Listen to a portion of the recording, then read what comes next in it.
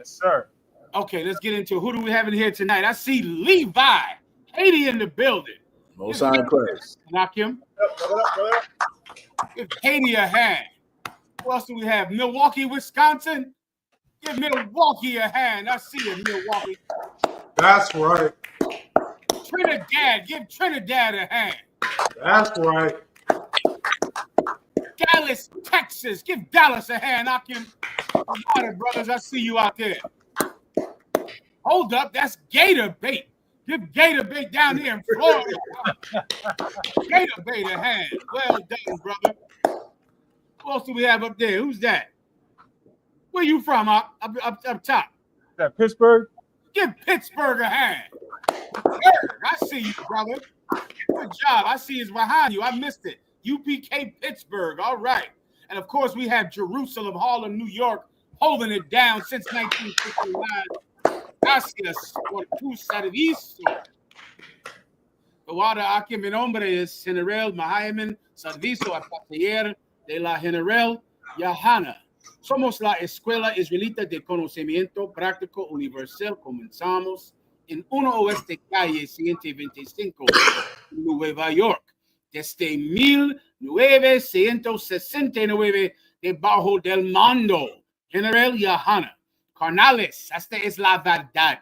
Si tú eres hombres, españoles, negros o indios nativos, tú eres Israel, el pueblo elegido de Dios. Tu madre y tu padre dicen que somos un culto y mantienen su iglesia sin culpa, pero su iglesia es culpable de todo lo que nos están pensando. Órale. All right, Doctor, we're going to get into it tonight. Haz tu preguntas. Please ask all of your questions. Tonight, we're getting into conspiracies that are not theories.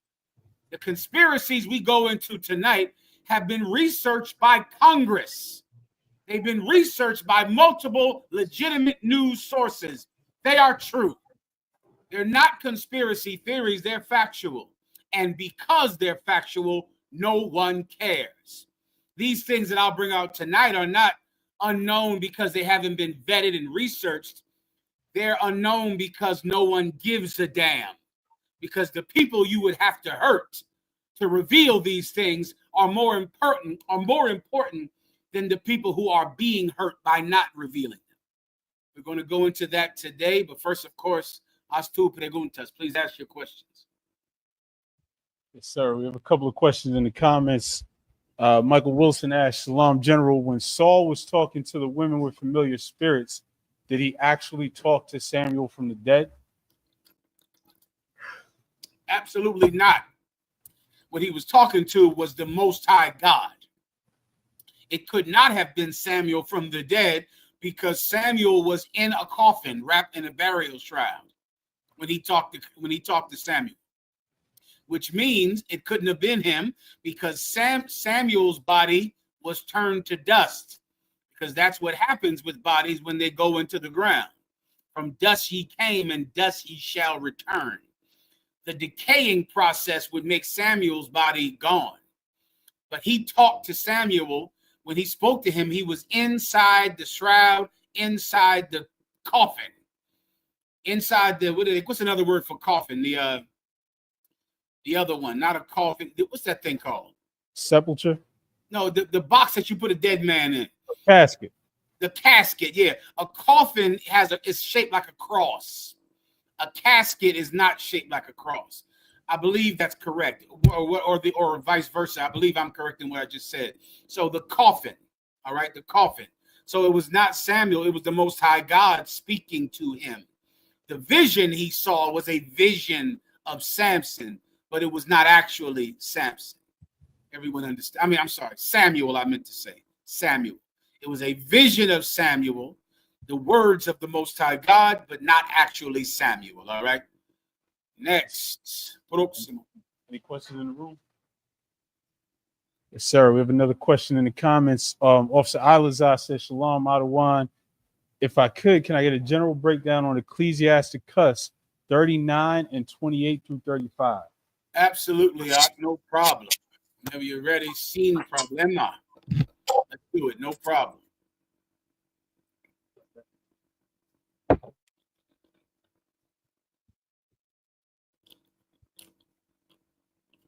So we're just gonna pull that up real quick.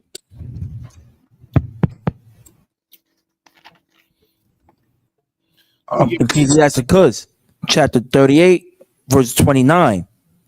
Fire and hell and famine and death. All these were created for vengeance. Mhm. Verse 30. Teeth of wild beasts and scorpions, serpents and the sword, punishing the wicked to destruction. Yeah, brother. I'll explain it to you. He wants a general breakdown of this precept, correct? Am I right, Concept. Harlem? Sorry? Harlem, can you hear me? Yes, sir. You're very low. I can barely hear you. You better now. How am I loud and clear or not? Give me Yes, a sir. 1W if I'm loud and clear. All right. You're perfectly clear, sir. Okay. He wanted a. I believe he said a general breakdown of this. Correct. Yes, sir. All right. Read it one more time up. Karan Khan, Ecclesiasticus chapter 39, verse 29. Fire and hell and famine and death. All these were created for vengeance. Now, this is a very important precept to make you understand where God does his punishing. God punishes the wicked. Because of the Christian church, you think that he punishes you in some spiritual realm, that where you go after you die, where your body is on earth in a grave, but your spirit is somewhere burning in hell. This precept should show you that God gives you punishments here on earth that affect your body. Your body is what God gives pain to. God puts your soul in hell by making your body suffer, just like he did with Job. The pain of sickness affects your mind. The torment of the flesh affects your mind. I'll read it one more time and you'll see. And you just tell me where all these things happen. Read it from the top. Karan Khan, Ecclesiasticus, verse 28. There be spirits that are created for vengeance, which in their fury. I'm sorry, read it from the top. I meant to say read it from the top. Ecclesiasticus chapter 39, verse 28. There be spirits that are created for vengeance. Go ahead. Which in their fury lay on sore strokes. In the time of destruction. I'm missing something. That's not where we started before. When we started before, we were somewhere else. So we started in the wrong spot the first time. Okay, Salaki, my apologies. All right, so go ahead. But this is where the brother's question is, correct? Yes, sir. All right, so let me just sum it up for you. These spirits are made for correction. These things that happen to you, they happen to you because God is displeased with your behavior and he sends these things upon you. And then the Lord will describe what he uses to hurt you, to punish you. Keep going. Which in their fury lay on sore strokes. When in their fury, when the Most High God is anger, it lays on you sore strokes, meaning terrible beatings, terrible lashes happen with these things, and they come from God. The same way a parent might beat their child, or a wicked slave master might beat a slave, the Most High God beats you with the storm, with the hurricane, with hunger, with sickness, with fire. That's how he corrects his children. That's how he corrects the wicked. Continue. Karan Khan. In the time of destruction, they poured out their force and appeased the wrath of him that made them. See, there's all these spirits in the time of destruction. They pour out their force. The time of destruction is your time to pay for what you've done. Your time to pay. That's the time of destruction. You're going to see that on a large scale, on the largest scale in history, when Jesus Christ returns. And through thermonuclear war, right in the middle of World War III, the wicked will be punished with fire. With fire. Continue. Karan Khan, verse 29. Fire and hell. Fire and what? And hell. Now, what I've never understood about the myth about being punished when you're a ghost or when you're a spirit is, what difference would it make? What difference would fire make to a spirit? If you're a ghost and you don't have any flesh, and you don't have any skin, then why would fire hurt you? What would it do? But I know who fire does hurt. Flesh and blood people. That's who fire hurts. And when the thermonuclear war begins in the middle of World War III is in the beginning of it right now. But soon we'll be right in the middle of World War III, nations upon nations into the valley of decision. And nuclear war will break out when these heathens, the enemies of God, attempt to fight him with their nuclear weapons. Flesh will burn, not a ghost, not a supernatural spirit. You can't burn a ghost. He doesn't have a body, but you absolutely can burn people. Keep going. And famine and death. And what in death? And famine See and this? death. Famine. What is famine? The lack of food. If we're punished in hell in some spiritual realm after we die, why do we need food? Why would famine affect you in hell? Why would it matter whether or not you had food? A ghost doesn't need food, you idiot, you Christian. But people need food. People are starving. Look over there in Palestine right now. 4 million children dying of starvation. You can't starve a ghost, but you can starve a child. You can starve a child. That's destruction. Continue. Khan. All these were created for vengeance. You see this? Hunger, fire, thirst, famine. These things were created for vengeance because the Most High God brings these things upon a person or a people to teach them that they are in error when it comes to his law. They are in error when it comes to his will. And you should listen to them. You should have listened to these things. Keep going. Khan. Verse 30. Teeth of wild beasts. Here we go again. Teeth of wild beasts. So if you're punished after you die, when you're a ghost, why would it matter if police dogs bite you? Why would it matter if the alligators at Alligator Alcatraz bite your flesh? Or when you're thrown into a Roman Colosseum to fight lions and bears? Why would that matter unless you're a human and you're alive? The living feel the teeth of beasts, not a dead person. A dead person doesn't have a body to be bitten by a dog or an alligator. These punishments happen while you are in the flesh, while you are alive. God punishes the living, not the dead. The Bible says that death is the rest from punishment, the rest from torment. That time when you go before the Lord to get your judgment, that's your day of peace. But when you come back, it's time to suffer again if you didn't learn your lesson the last time. That's the Bible. Is there anything else? Sir. Mm-hmm. And scorpions, serpents, and the sword. Here we go. Are there scorpions in hell, on this imaginary Christian hell? This imaginary Greek and Roman hell that the Christians adopted? There are scorpions there? What the hell? Why are they in hell? What did they do to go to hell? Scorpion.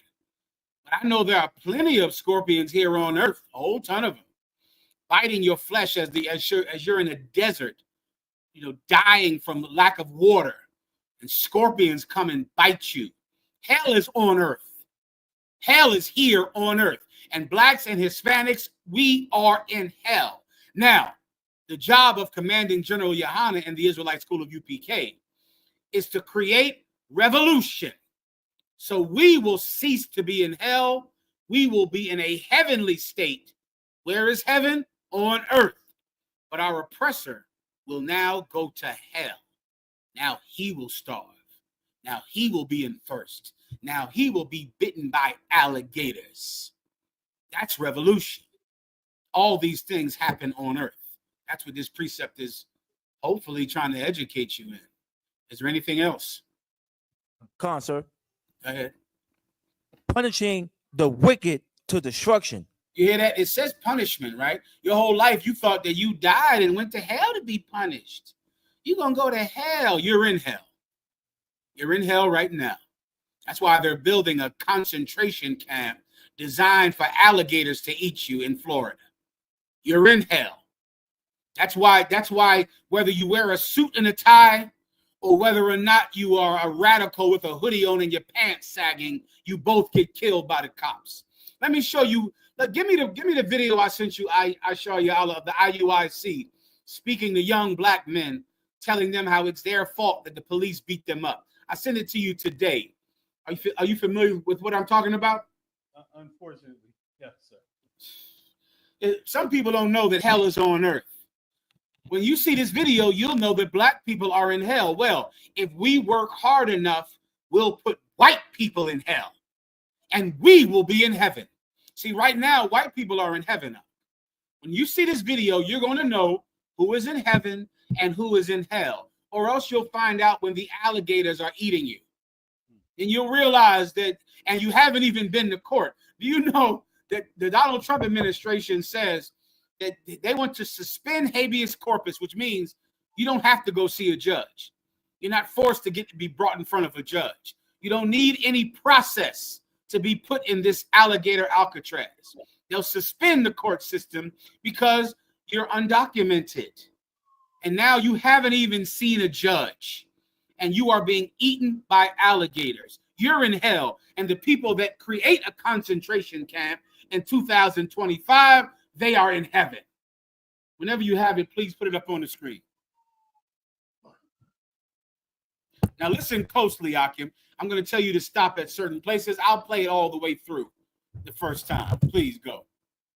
Young girls how to avoid people like you. Yeah, I said it. They looking for husbands.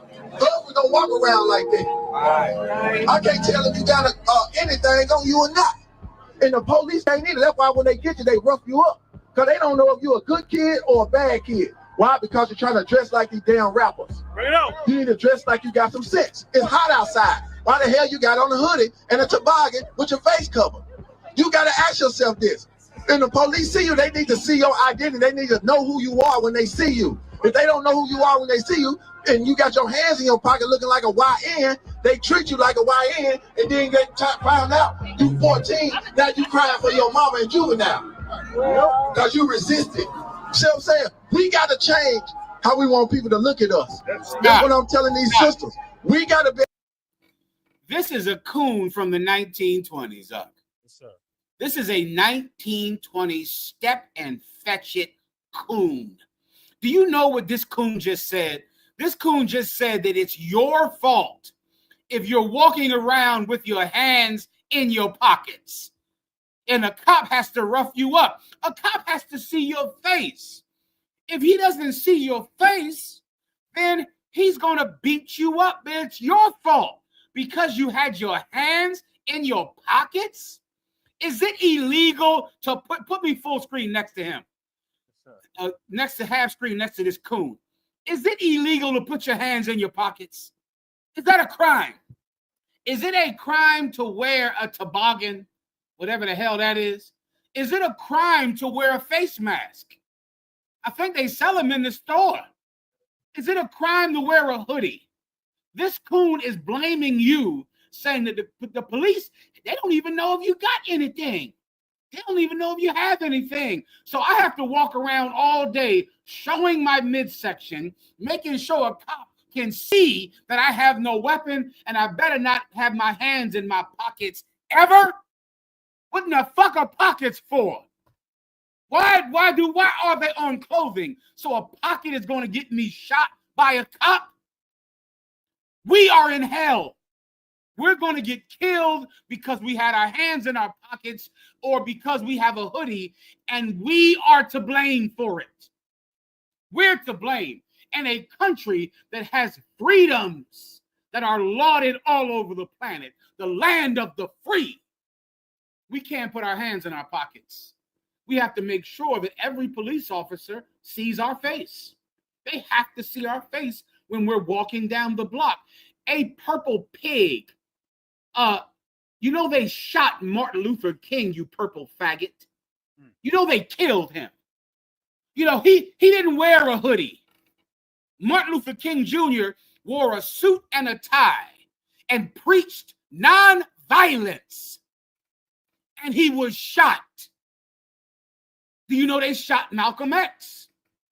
Malcolm X was also killed, who was against nonviolence. And he's dead too. What in the fuck difference does it make whether or not you're violent or nonviolent? Wear a hoodie, don't wear a hoodie. They burned 3 little girls alive in a church in Mississippi. They stuck dogs and German shepherds on college students who were trying to eat at a lunch counter.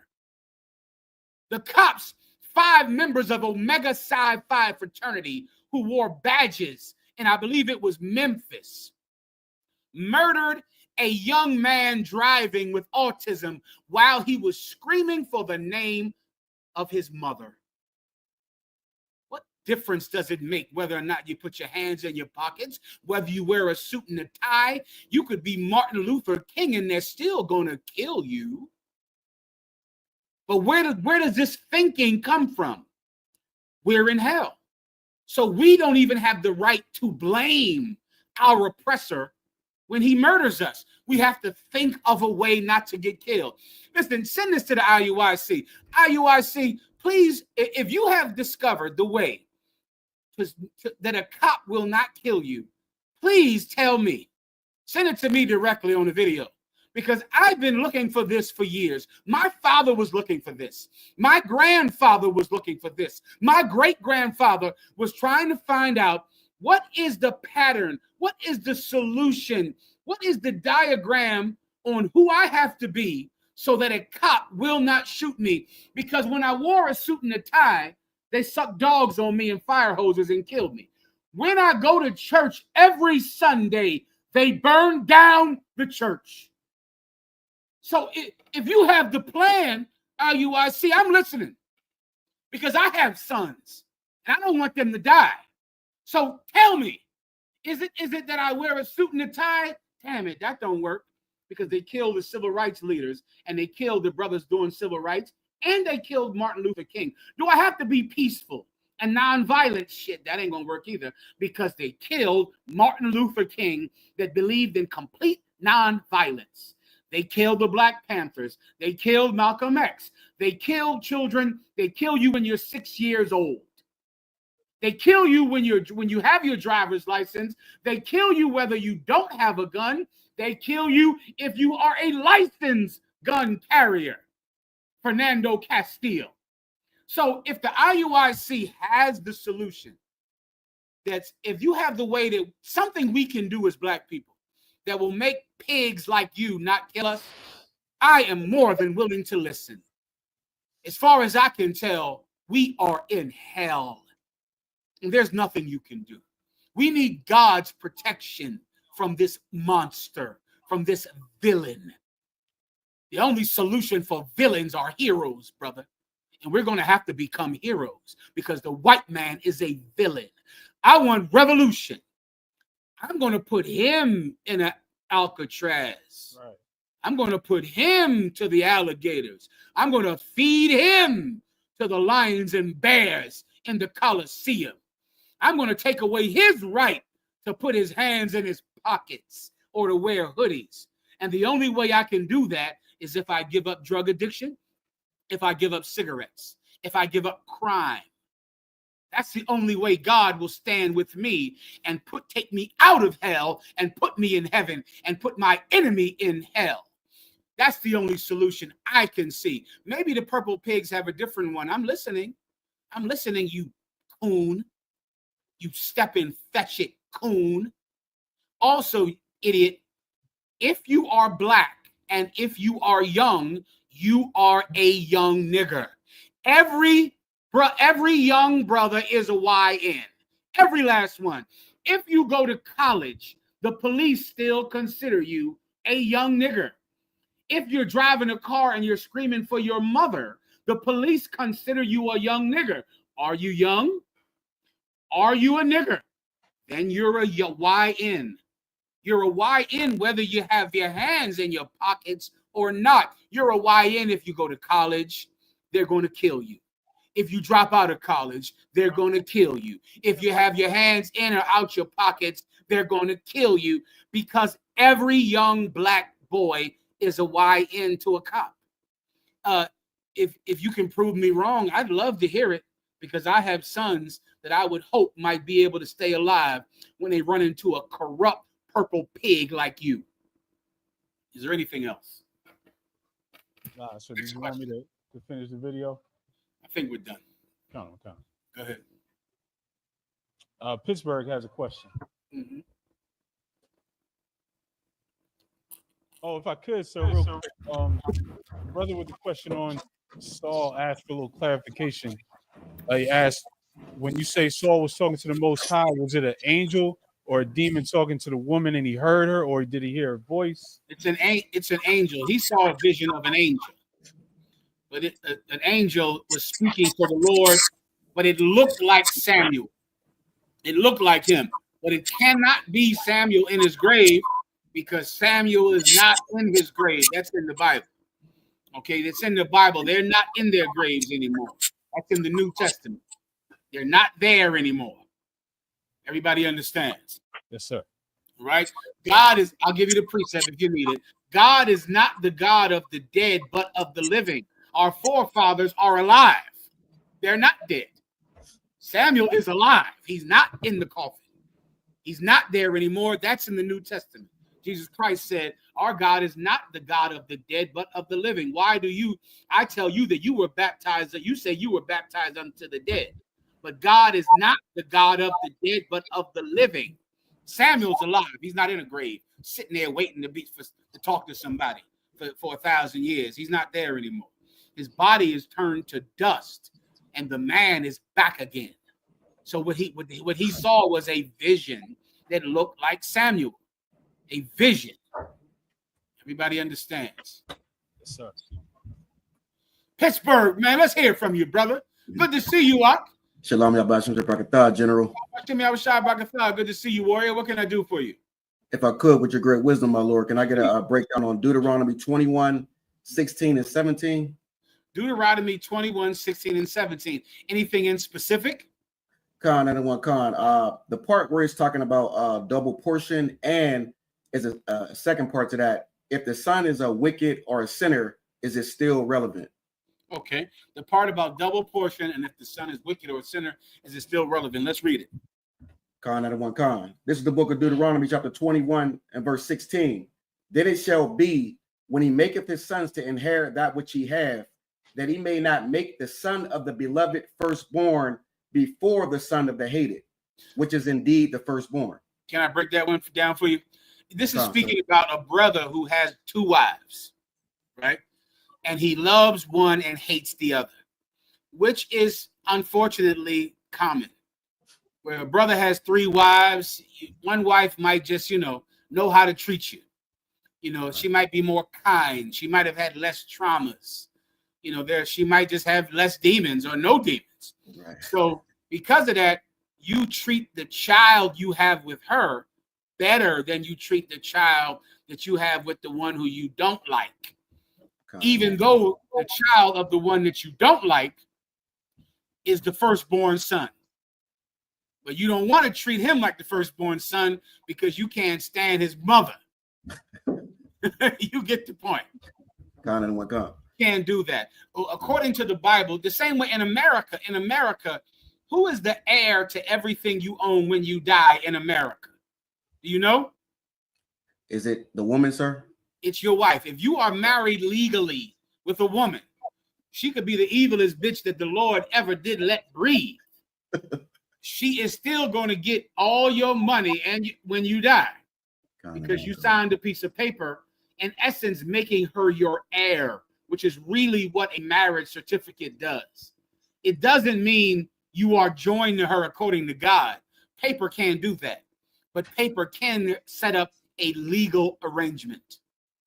So if you have a marriage license, you have just established who is your legal heir. You could have 25 sons. Your sons are getting nothing. Right. Everything you own is going to the wife. That's America. It's American law. Now in Israel, without paper, if you have a firstborn son, when you die, he is the heir to everything you have. There's no need for paperwork. There's no contract. Did he have a son? Yes. Who was his oldest son? And that is his heir.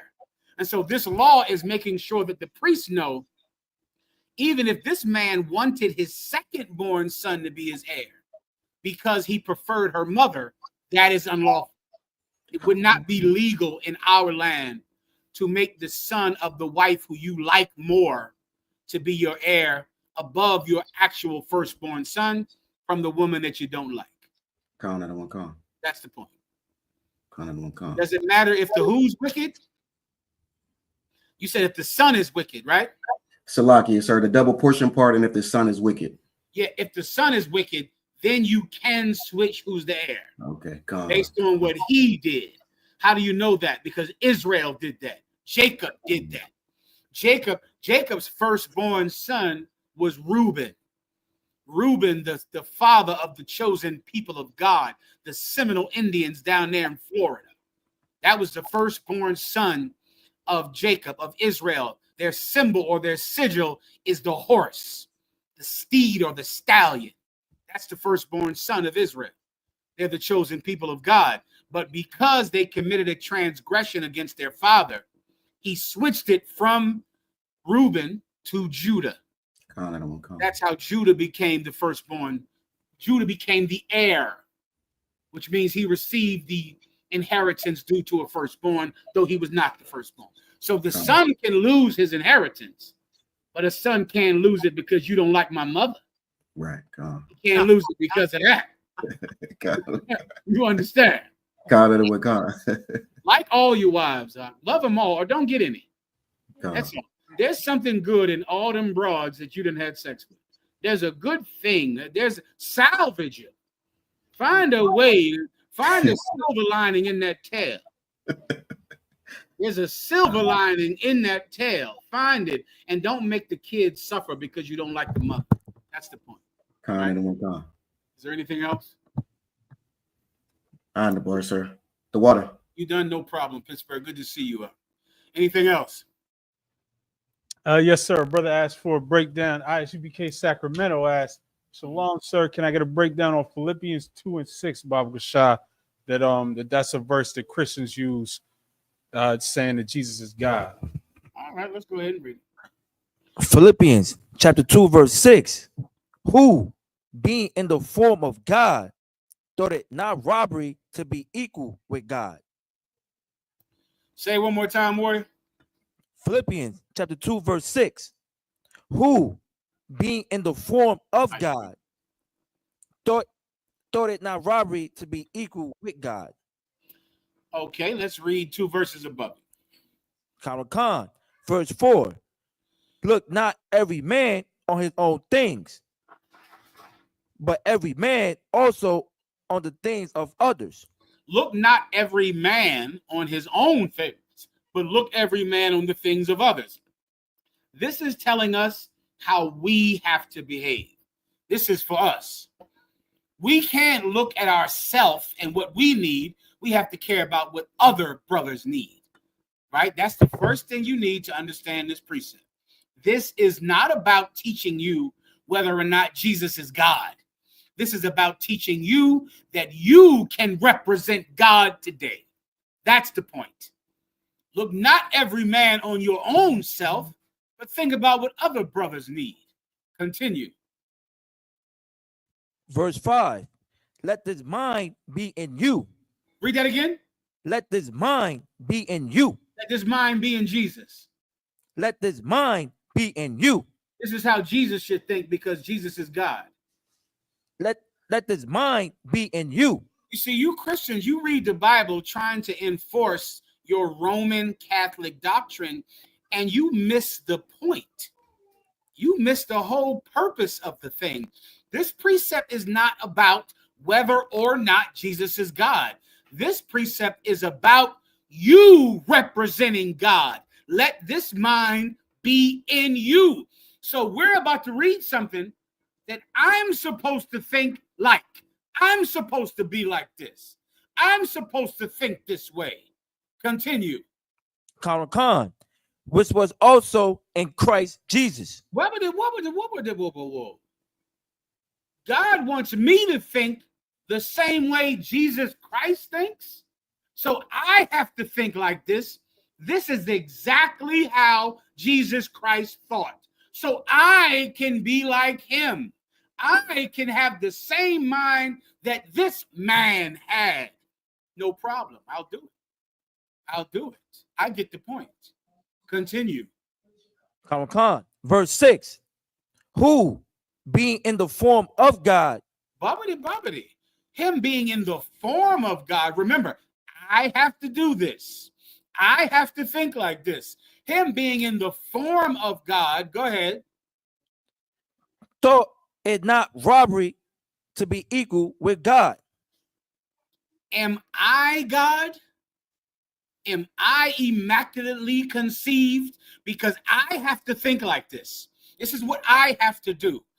I have to think like this. I'm in the form of God. Now, what does it mean to be in the form of God? You know what it means to be in the form of God? I behave like God. I behave like him. I'm built like him. I'm like him. I have the reputation that he wants me to have. When the Bible says Jesus Christ was in the form of God, it doesn't mean that he and God were somehow a two-headed or three-headed man. What it meant was this brother behaved in a way that pleased God. God was pleased by his behavior. What God believed, he believed. What God wanted, he wanted. What God told him to do, he did. Because he was in the form of God, he didn't think it was robbery to be equal with God. I have to think the same way. So if I'm not God, then neither was he. And neither was he, because I have to think just like him. So if I'm obeying the Bible, if I'm obeying the laws, if I'm pleasing God, then I will not think it's wrong to be equal with God. How did Jesus Christ demonstrate that he was equal with God? He told lepers and sinners and whores, go and sin no more. Thy sins be forgiven. Jesus Christ forgave sins. They wanted to stone him over that. Why? Who can tell me the reason? If you can answer this, I'll be impressed. Why now? I'm not giving you the precept. If I have to, I will. They wanted to kill Jesus Christ because he said, thy sins are forgiven. The Pharisees said, who is this man that he can forgive sins? Who is he? He wasn't from the tribe of Levi, the chosen people of God, the Haitians. He wasn't the high priest. They gave no lamb, no turtle dove. They made no sacrifice. This man forgiveth sins. They wanted to kill him. He didn't think it was wrong. He thought it was no big deal because he wasn't an adulterer. He wasn't a sinner. Jesus Christ told the men a woman was caught in the act of adultery, the very act. They saw the man tearing her tail up, and it wasn't her husband. The man is not mentioned, which I always believe they killed him already. I can't prove that, but I can ask Commandant General Yohana. He'll know. Well, the woman was sitting there, and they said, well, Rabbi, teacher, in a sarcastic way, this woman was caught in the very act of adultery. What should we do with her? They wanted him to say, she's forgiven. Let her go. Because that was the rumor about him, that he forgave sins. And the minute he said that, they would have biblical authority to kill him alongside her for dishonoring the law of Moses. Instead, him being the best battler that has ever lived. I mean, this cat here, Jesus Christ, he was ice cold. He was the best at the thing that we try to do on the street. We're trying to be like him. Instead of saying she's free, let her go. Her sins are forgiven. He said, let him that is without sin cast the first stone. He didn't say not to kill her. He said kill her. But whoever has never committed adultery, you throw the first stone. You kill her first. problem. Sin problema. They all dropped their stones. Do you know why they dropped their stones, young brothers? Because all of them had slept with another man's wife. All of them. And they were cut to their soul. Cut to their soul. He found the hypocrisy in his adversary. They dropped their stones. And then when the woman looked up, remember, she's on the ground praying because she thinks she's going to be killed. When she looks up, she sees that everyone is gone. And he tells her, woman, where are thou accusers? And she says, they have all left, my Lord. And then he said this, and I will not accuse thee either. He could have stoned her because he was the man there who was without sin, but he didn't. He forgave her sin.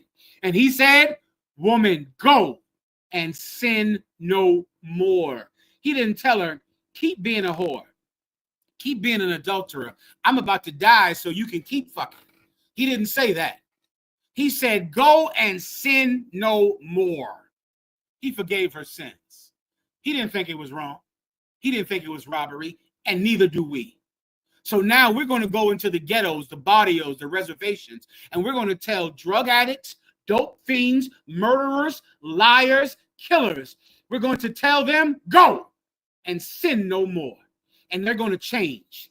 And they're not going to be put in prison. They're not going to jail. They're not getting deported. They're not getting deported. They're coming home with us. They're going to be with us. And we're going to forgive them for their crimes in the past. And we're going to turn them into men who forgive other men of their crimes that they committed in the past. And we don't think it's robbery because this was in the mind of Jesus Christ. Everyone understands. Sir. Did you hear anything I said? Probably not, but I'm done. All right. Was that it? The water, sir. Yes, sir. All right, anything else? There's a question in the comments. Sister asked Shalom, Yahal Shemar, Lathumba, Shemar Shai, the water for your time, sir. My question is, when is it okay for parents to punch their sons in the chest? What age and for what reasons? Well, okay, you got to have some, to punch your son in the chest. This goes along with any corporal punishment, okay, with any physical punishment, beating your child with a ruler or a belt, anything that is legal to physically punish your child. Here's the important part that you need. You have to not be a psychopath. Now, if you are a psychopath, you should never do it because you're insane. So you shouldn't hit any child because you don't have the self-control to measure the physical punishment. You know, you're just drunk and angry and upset because you worked all day. And that's why most women are very bad at being disciplinarians, because either a woman will never discipline a child, or she'll discipline a child because she's angry that the father didn't call her. She's angry that the father didn't come home. She's angry that her job is getting on her nerves, or she didn't get any sleep today, or she's so tired. And so she, in essence, will beat the child to vent her own frustration. Bitch, go to the gym. Go exercise. Go take your fat ass down there to the park and walk. But don't beat your child as a way to vent frustration. Don't do that, because you're not going to be able to do it in a measured and disciplined way. Many people, they yell at you not to correct you, but they yell at you because it feels good for them. Many people hit you physically, not to correct the child, but they're doing it because it makes them feel good about failings in themselves. Have you had a drunk father before? A drunk father. I sent Ephraim a video months ago about black women talking about in the 70s. And black women were doing a round table where they were just talking about black men. This video was made in 1972. And they were saying, don't catch hell from the white man at work and then come home and take it out on us.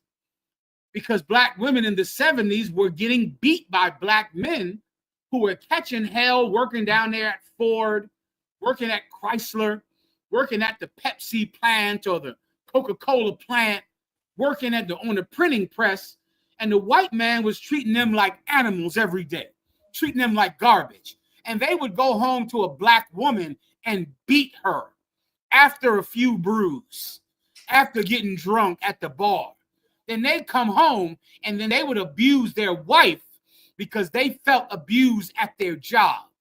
That's not a man who's trying to correct his wife because she didn't have dinner done on time, or because she had too much mouth, or because she bought something she wasn't supposed to. That has nothing to do with the reason he's hitting you. He's hitting you because it makes him feel better about the abuse he's taking at work. Well, some of you stupid parents out there, you're punching this child in the chest, not because you think this will correct him and let him see that he's being out of place. You're doing it because you need to punch something. Go to the gym. Go do some push-ups. And let a good parent physically discipline your child. Let me handle that child because you're a terrible parent anyway. Just call me and I'll do what I need to do for the child. I'll help you out with the raising of your child. That way child services doesn't have to embarrass this school because you're punching your child because it makes you feel good, not because it helps the child. Is there a time that you could hit him in the chest to make him understand that he's wrong? Yes. Is there a way to do it that is appropriate? Yes. Are you the one that can do it? We'll have to see. We'll have to see. All right. Anything else? So there's a quick question. Brother asks, Lakia Adawan, if I could, with your grace, Baba Shah, is Isaiah 47:9 a good precept for the Edomites that the Lord unalived in the recent floods? Let's hear it, warrior. Let's get Ted Cruz up on the screen next. Go ahead. Isaiah chapter 47, verse 9. But these two things shall come to thee in a moment and one day, the loss of children and widowhood. Yeah, this is one of the many precepts you can use. You should also use some precepts that speak about because thou hast not hated blood, blood shall pursue thee. That's the perfect precept for what happened down there at Camp Majestic. Captain Kahan out there in Mississippi, he sent me excellent videos about Camp Majestic. Let's go into this for a second. Camp Majestic, brother, was a place where rich white people in Texas would send their children for Christian retreats, for Christian revivals and camps. This place was for the elite in Texas. Ted Cruz is going to tell you how he sent his own children there. This is where his daughters go. They just so happen not to be there this weekend. The owner of the Kansas City Chiefs, he lost his daughter. His daughter is dead because his daughter was one of the children taken away by the flood at Camp Mystic. This is a camp for the rich elite in Texas. And the mourning is great and the sadness is great because anytime a person loses their child, it's a terrible thing. You see, the problem with rich white people, however, is you don't honor anyone else's humanity but your own. You don't think that anyone else has feelings. You don't think that we mourn our children. You think we're animals. You know how you can go down to the pound and a dog has puppies, and you can just take a puppy from the mother dog. No one ever thinks like, well, damn, we shouldn't take that puppy from the mother dog. No one thinks that. You just take the puppy from the mother and you take it to your house because it's a dog. You don't believe that the dog will miss its puppies because it's an animal. The sad truth about rich white people is they think that we're animals. So they don't think that we miss our children when the police kill them. They don't think we miss our children when you rip them out of our arms, when you're deporting the mother. You don't think we care. The only way for you to understand the loss of children is for you to lose your children. And regrettably, that's the only thing that works. And it's not something that we can do as men, because that would be unlawful. But the Most High God is just. And he stands on the side of the poor and innocent against the wicked, ravenous behavior of evil men. This is the story of Camp Mystic. I'll show you. Please play the video. Texas is grieving right now. The pain, the shock of what has transpired these last few days has broken the heart of our state. As of yesterday, the confirmed death toll was 82, and those numbers are continuing to go up. The children, the little girls who were lost at Camp Mystic,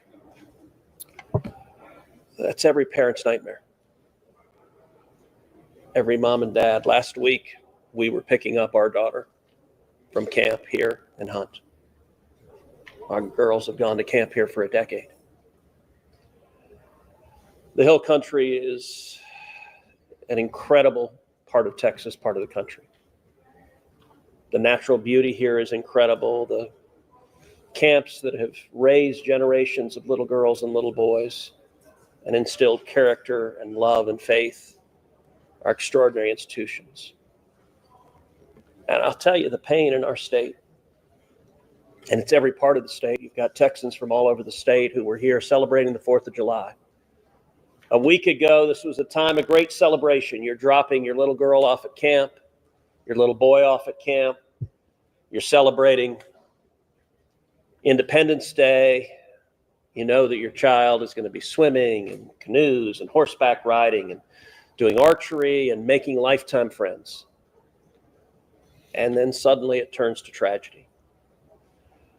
For the last several days, I've spoken to multiple parents, scared out of their mind. Do you know anything? Where is my daughter? There's still 10 girls and 1 counselor from Camp Mystic that are unaccounted for. And the pain and agony of not knowing your child's whereabouts, it's the worst thing imaginable.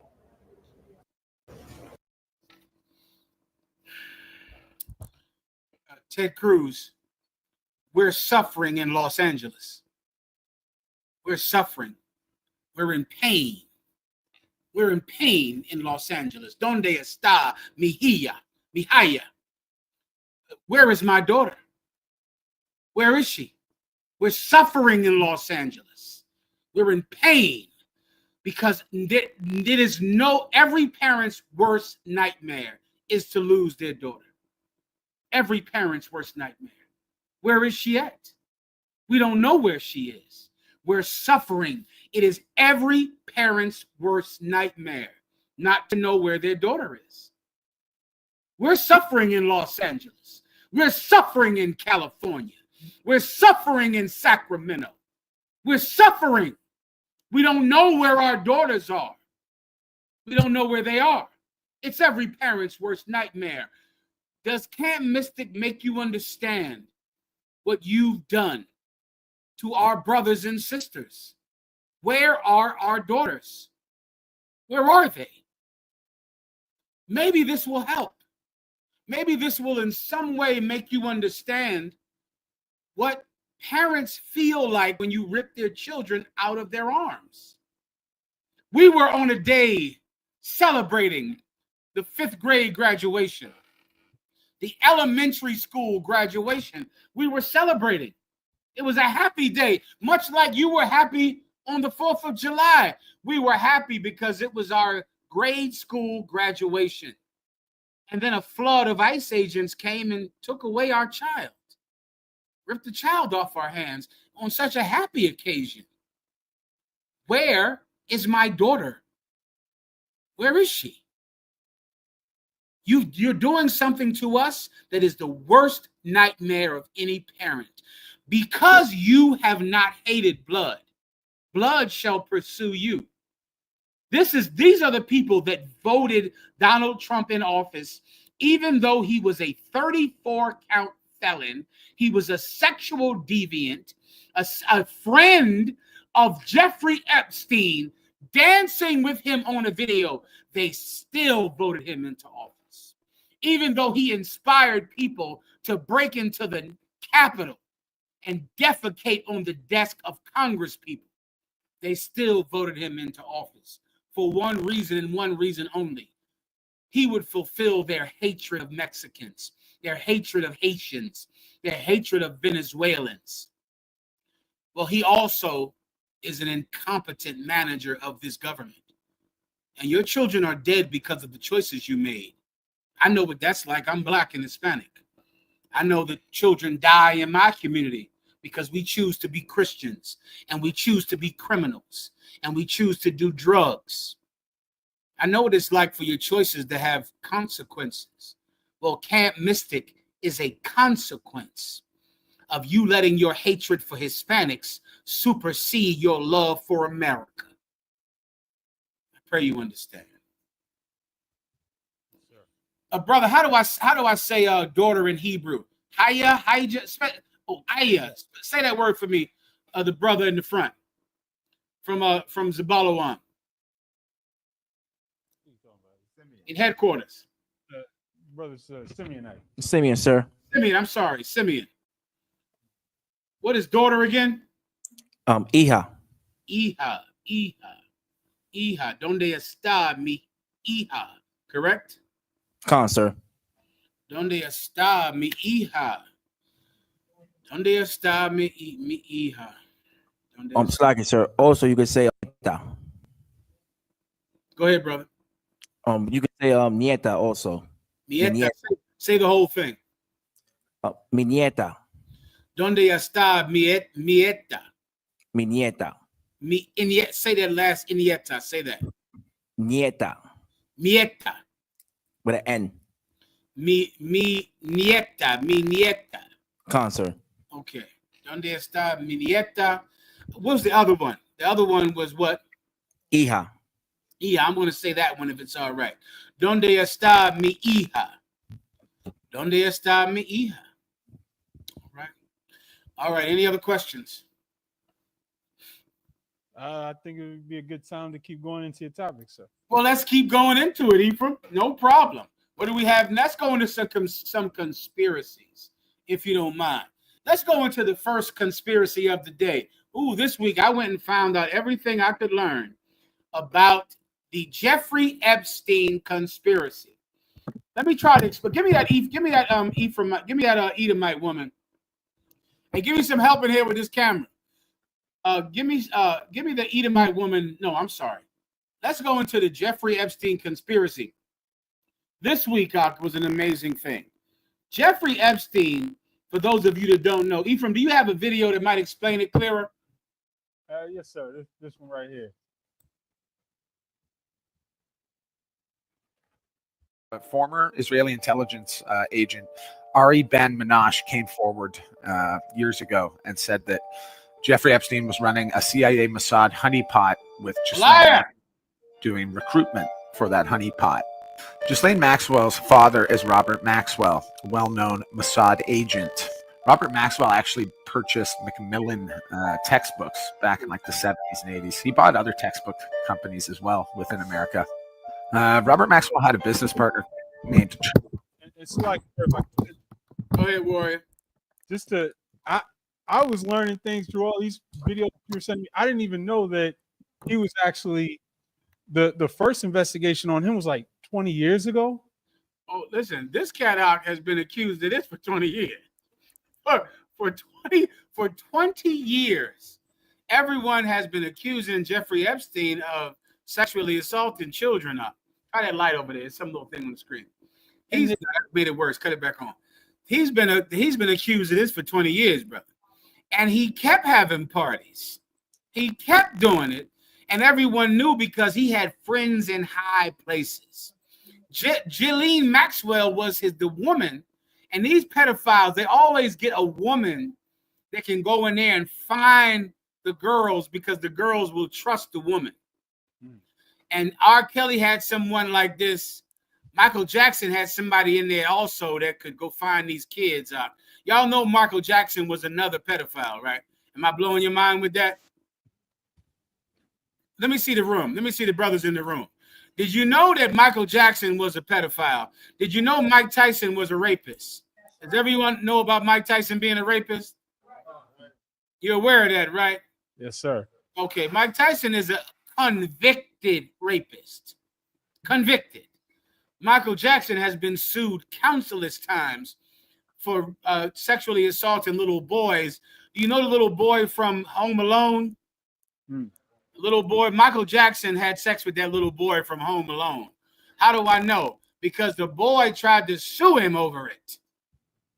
Suing him over it. Michael Jackson gave out millions of dollars to all of these kids that he would go molest. Now we have Jeffrey Epstein.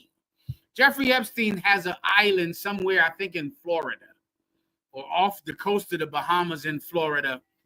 Say again? He had one. He would take children there, little girls. He'd take little underage girls there, take them on a plane over there, fly them on the plane, fly them to this island. When you went into the house on the island, there was an underground place. You go deep underground.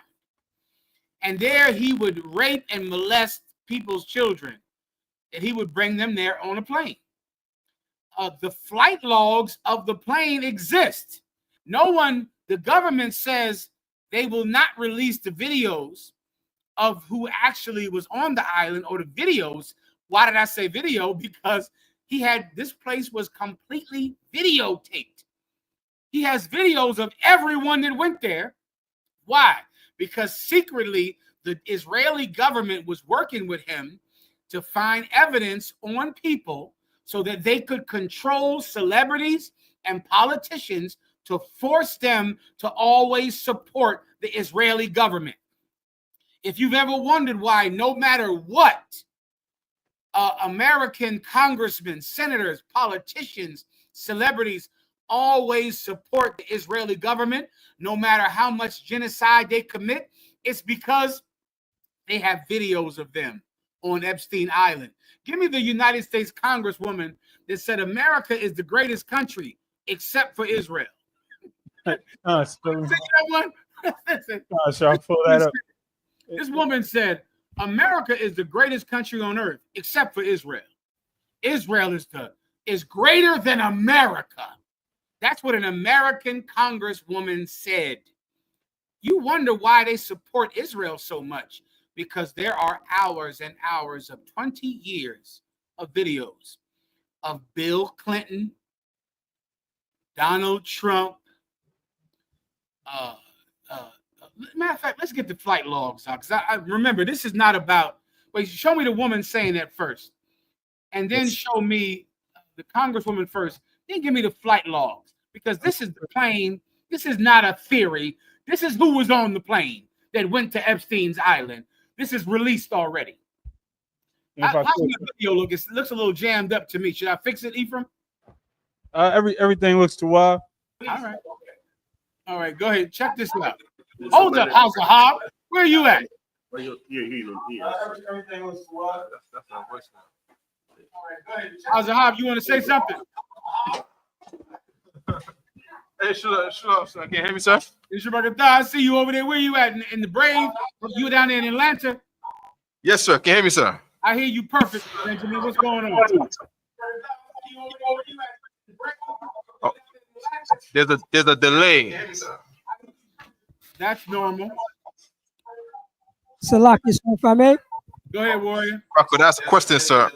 I have a question in Judith, chapter 5 and 23. Go ahead. Just go ask your question, Hazahab. Go ahead.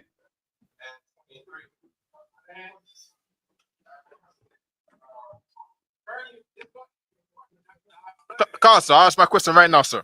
The question I had was, why did they want to murder the man in Achior? No, the man named Achior. Why did they want to unalive him after he broke down the key behind Israel's strength and weakness to the Lord, sir? Okay, is this the one with Judith and this was like a Moabite or Ammonite? Yes, sir. Yeah, for time's sake, let me just tell you, they wanted to murder him because he was daring to say that the Assyrians could not win if God was on their side. So they wanted to kill him for that. You get my point? Meaning, for everyone, this is when the Assyrian Empire was going to conquer Judah. And a Moabite who had already, I'm sorry, it might have been an Ammonite. The Ammonites in the Bible are the so-called Japanese. So this Japanese king had already been conquered by the Assyrians. So now he works for the Assyrians because his people have already been conquered. So now he's part of the Assyrian Empire to go conquer other kingdoms. But now they come against the kingdom of Israel, not the Israelis today, but the true Israelites, blacks and Hispanics. So he was in the war meeting, the war council, and he said, I'm telling you because I live around them. Remember, Ammon is on the border of Israel. Right. You look at the map, Ammon and Moab are on the border of the land of Israel. He said, listen, Assyrian prince, I live around these people. I fought them in the past. If they have any sin that they commit, then the Assyrians will win. We will win. If they please their God, do not come against them because they're impossible. They are impossible to defeat if God is on their side. Right. They heard this. They said, I'm going to dump you over the gate in Israel, and we're going to kill you and kill them. They were insulted, Hazahah, by the thought, by the mere thought that anything could stop the Assyrian army. It insulted them. It broke their morale to hear such words. What happened that day? A good woman, a good sister named Judith cut the head off of the Syrian prince, not using strength, not using muscle, but using her feminine guile. Right. After that, we knew what we could do. And we killed those Assyrians that day, and that Ammonite prince lived. You understand? Sir. That's the reason that they wanted to kill him. Is there anything else? Check this out. If you now, before I play this once again, Hazahah, yes, sir. You wonder for years, why does the United States support the country of Israel no matter what? It's because Jeffrey Epstein has videos of senators, princes, congressmen, billionaires having sex with children. And because of that, they cannot come against the land of Israel. Or else you explain this. Go ahead and play it. Next to Israel. And in the greatest country on earth, next to Israel. It's an honor to be able to make a difference and to be able to speak in this regard. Again, otra vez. And in the greatest country on earth, next to Israel. Otra vez. And in the greatest country on earth, next to Israel. Country on earth. Next to Israel, and in the greatest country on earth, next to Israel, and in the greatest country on earth, next to Israel. Ya basta, stop. Can you? This is a United States Congresswoman. She just said, and in the greatest country on earth, next to Israel. It's like it, sir. Go ahead, State Department spokeswoman. Woo. This woman is the spokesperson for the State Department of America. She said, and in the greatest country on earth, next to Israel. I don't want anyone to think that I'm saying any country is greater than Israel. Why? Why is she doing that? I'll tell you why. And it's not a theory, because Mossad is the Israeli CIA. I wish I had Commandant General Yohana. He knows a ton more about this than I do. If he wants to come in, someone can call him on it if he would like. He's doing a lecture down there in Chicago. He's doing a lecture in a couple of weeks in Chicago. Also, before I forget, get down there in Chicago and reserve your rooms for the Chicago cookout. You got to reserve your room. If you don't reserve this room soon, you're going to miss the discounts, the savings. that Commanding General Yohanna has established for you down there in Chicago. Commanding General Yohanna has reserved a block of rooms in a hotel, cheaper, vastly inexpensive compared to the other rooms. Beautiful rooms, but they're inexpensive because Commanding General Yohanna has reserved them for you.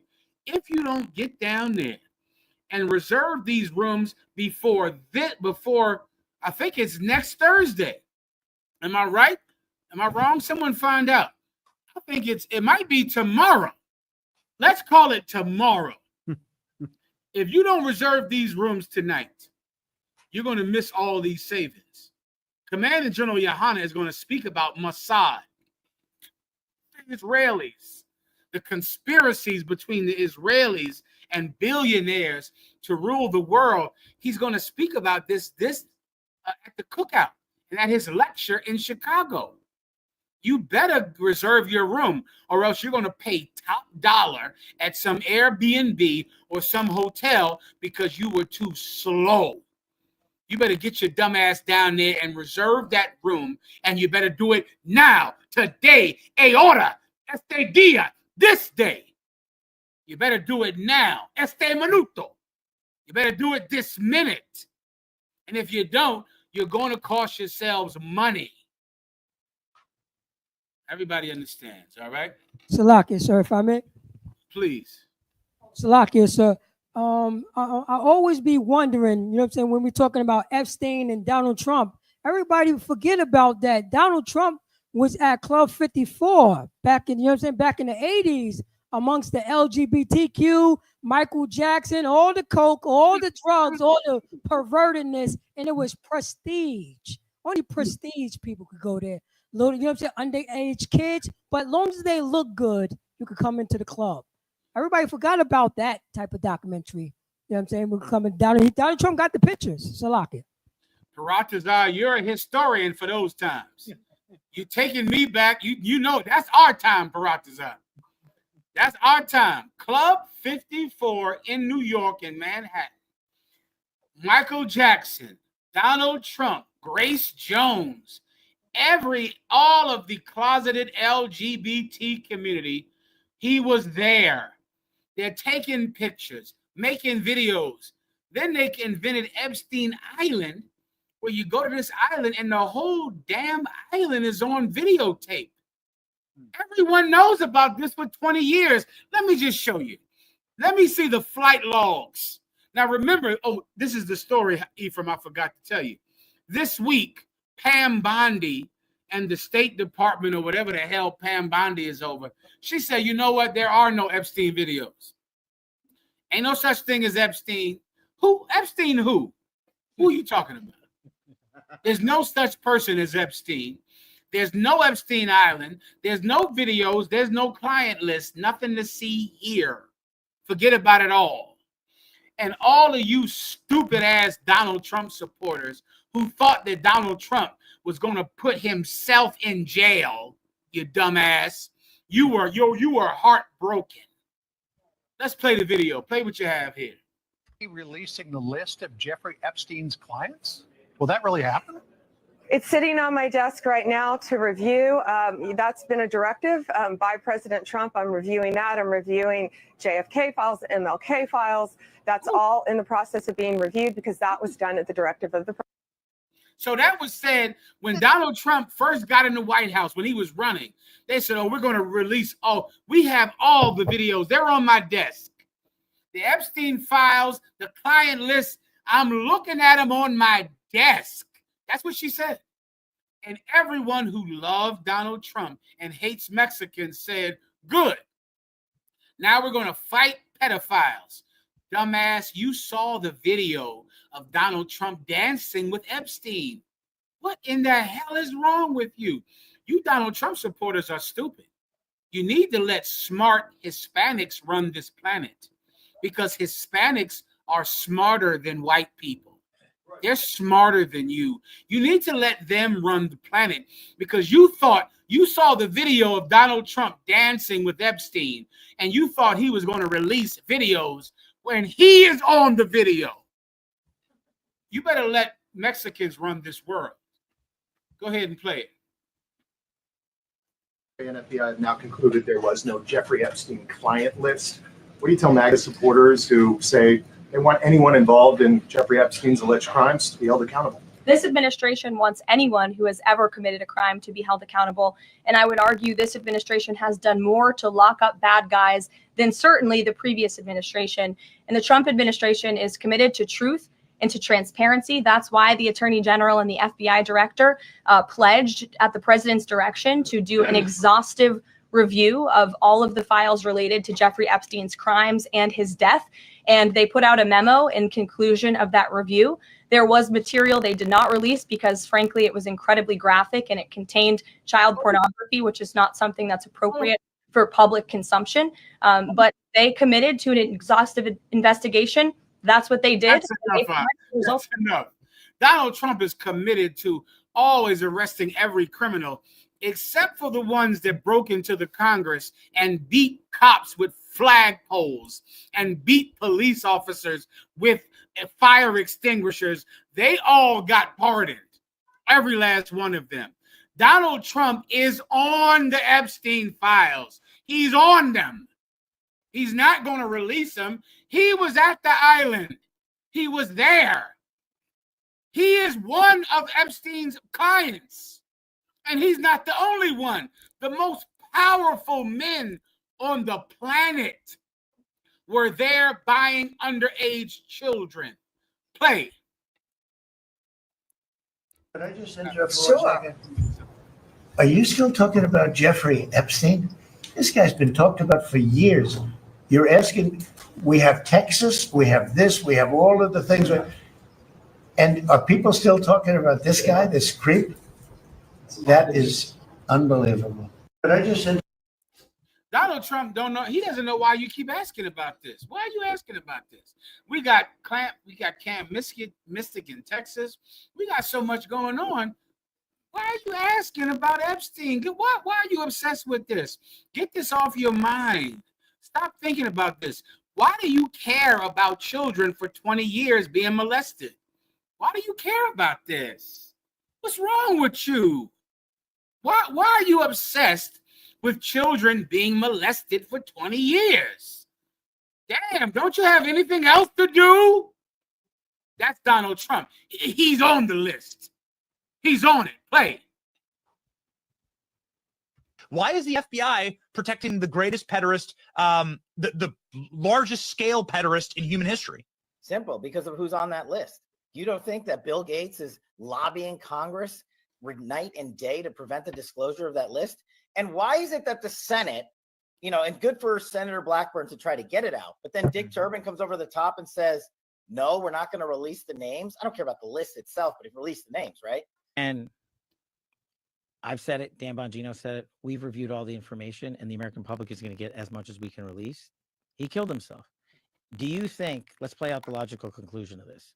Do you think that myself, Bongino, and others would participate in hiding information about Epstein's grotesque activities? Or do you think we would also participate in not prosecuting people we had evidence to prosecute people on? Where's the videotape of an Epstein Island of X, Y, and Z committing these frauds? Why haven't you given it to us? Do you really think I wouldn't give that to you? Yeah. Pause. Yeah, I do. I think that the only reason that Donald Trump picked a crazy-eyed lunatic like you to be in charge of the FBI is because he was the loudest voice who was speaking about Epstein's Island and about all of the pederasts in high places who are being protected by the government. Donald Trump gave him a job, being in charge of the very agency that would investigate Epstein, and now he shuts his mouth. Do I think you would hide it? I think that's why you got the job, to hide it. I think you're incompetent and a crazy-eyed lunatic. And the only reason you got this job is to hide this list. Any more videos, Zach? Yes, sir. Go ahead.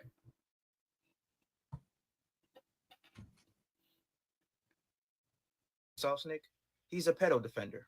This guy, Vinny, right here, said that no matter how powerful these billionaires are, they need to be Get down to the cat saying it. Defend America's cover up of the Epstein client list. I agree with you, but at what price? Take a deep breath. Okay, but hold on, hear me out. At what price? At any price, Adam. So you're saying to expose whatever happened on Epstein Island, you're willing to do whatever this looks like. Yes. Tear down the government, expose all the secrets, put America basically in harm's way just to find out what's Epstein. What do you mean, Adam? Because these are the most powerful people in the world. They're apparently on this island. Adam, so let the truth be told or the heavens fall. I don't care. Yeah, well, Adam, and that's who Vincent O'Shana is. I am 100% accountability, and I don't give you. If that's what we were built on, what price? I don't give a shit. The fact that this guy said at what price, bro, there is no. Play it. Let me pause it. Let me tell you what. This is why the list isn't coming out. Because this guy, I forget his name. He's some Israeli, Alan Oshansky or Alan Oshinsky. He's saying you should not release the list because it will destroy the most powerful people on the planet. So you should not release it at such a high cost. That's why they have the list.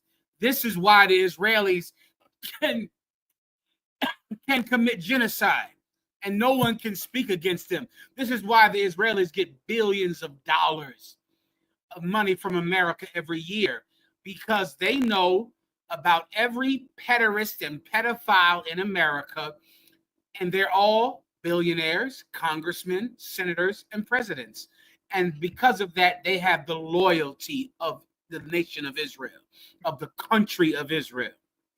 And this devil here is telling you he doesn't want the list to get released because it will hurt the powerful people. This is who you voted for. This is who you want. You don't love children. You should let Latinos rule the planet Earth. They are better than you. They're better people. They have a higher sense of morality. In prison, a pedophile would get stuck. He would get stabbed. Do you understand what that means? If a pedophile goes into prison, let me tell you something. If you walk into prison looking like a pedophile, you look a little too nerdy, you wearing glasses, they're going to say that's a Chester. That's a Chester child molester, and you're going to have to produce paperwork stating for what your charge is. And that's in California. I'm talking about the California penal system. If you go into California and you look like Chester child molester, if you can't prove that you're not, you're getting stabbed.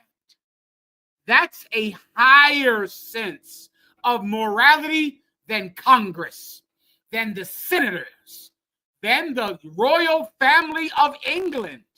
They have a higher sense of morality in the California penal system than you do in the Senate and the Congress and the royal family of England. You don't believe me? Play it. Parted. And I've never really felt the need to go and party. Am I right in thinking you threw a birthday party for Epstein's girlfriend, Ghislaine Maxwell, at San... Let me give those of you who don't know context. Out there in the UK, you know who this is. This is not Earl. I'm sorry, this is not Sir, not Earl, not Duke. This is Prince Andrew. He is a royal prince in Great Britain. He is the brother to the King of England. He is Prince Andrew, and he has had a relationship with Jeffrey Epstein for 30 years. 30 years. And this is an interview he did.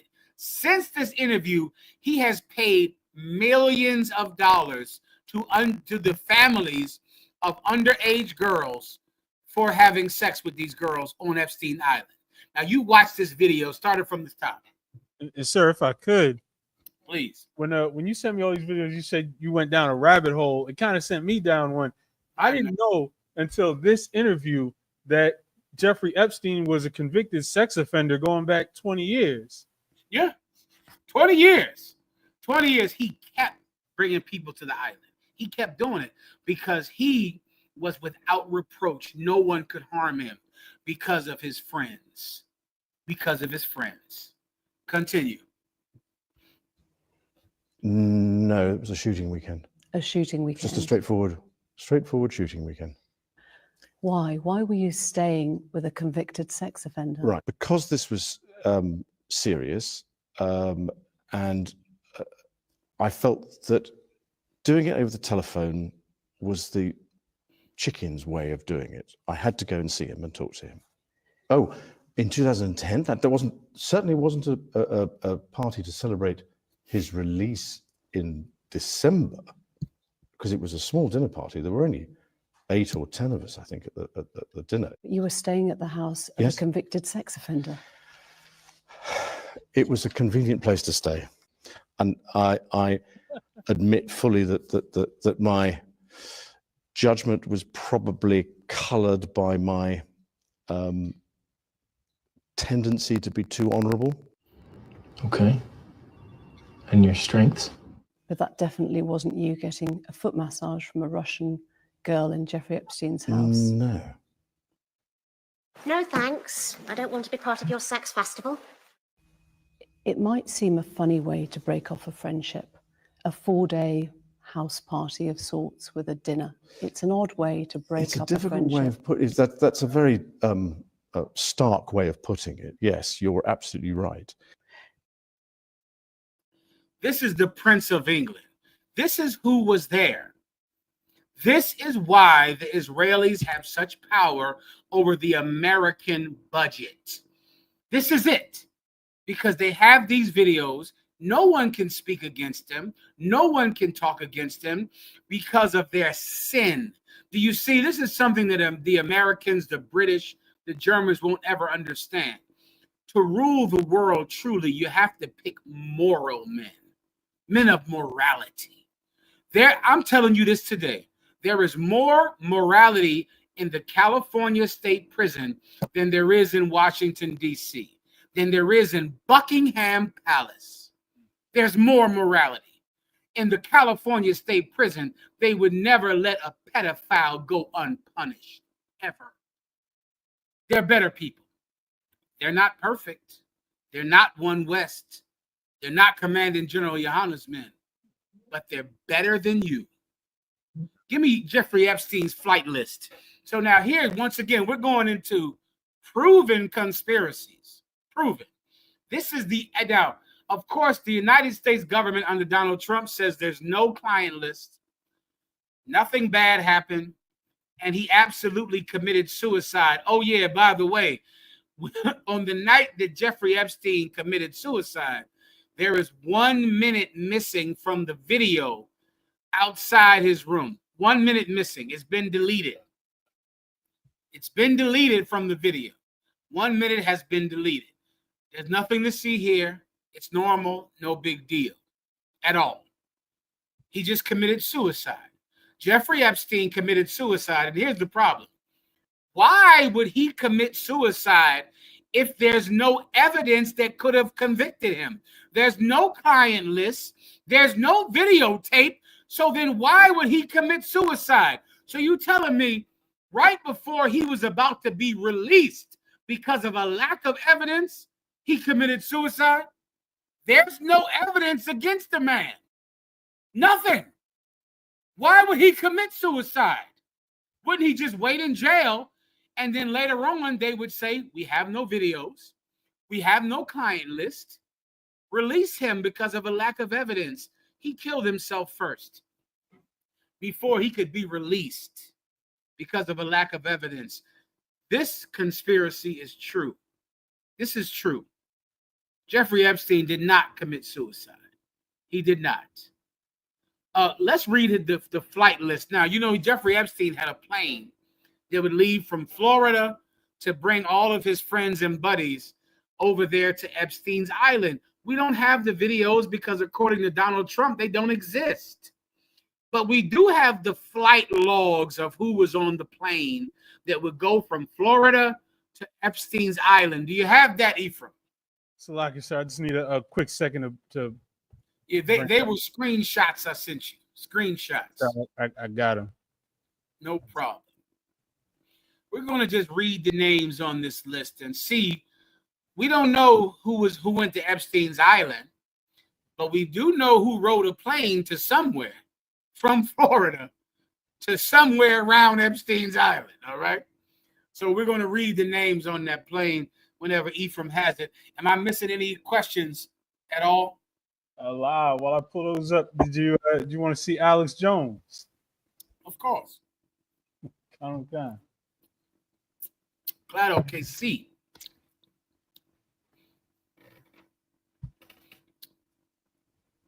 A disaster. I don't know how they got Trump and the DOJ to do this, because the public is not buying it. No one is buying it. So I never saw any evidence of Trump involved in any of the stuff that came out. It was all fake. The fake Jane Does, all the crap, E. Jean Carroll, the crazy leftist cat lady, all of it. So now, by coming in and being part of the cover-up, the Trump administration has become part of it. I mean, it's just you cannot see it any other way. So I just got to the office. So I'm gonna go throw up, actually, and this only happens every few years when something really, really bad happens or something. I mean, I'm physically gonna puke probably right now. My mouth is watering right now. It's because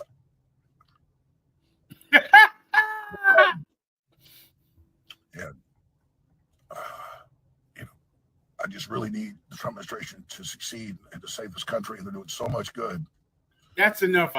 You know who he is. This is Alex Jones, famous conspiracy theorist. He's always wrong. Alex Jones is stupid. He's a dummy.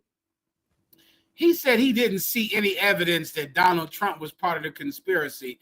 Meanwhile, there's a video of Donald Trump lusting after little girls alongside Epstein. He doesn't believe any of it because he's stupid. Mexicans are smarter than Alex Jones. Venezuelans, Haitians are smarter than Alex Jones. Alex Jones thought that Donald Trump was some pure righteous man that would kill Hispanics and raise white people up to their former glory. Donald Trump is a pederast. He's on the Epstein list. That's what Elon Musk said. He's on the list. Now, I'm going to read the flight logs. Can you bring me equal screen with the flight logs, Ephraim? Yes, sir. I think it might make those too small to. Let me see if I can. If you're able to do it so they can read it, because I just want our white friends out there to see how stupid they are.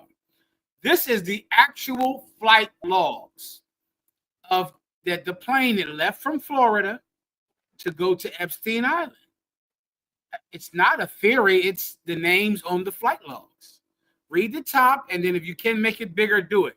If you need to make me smaller to make it bigger, go ahead. If not, leave me the same size. Go ahead. Yes, sir. Bill Clinton.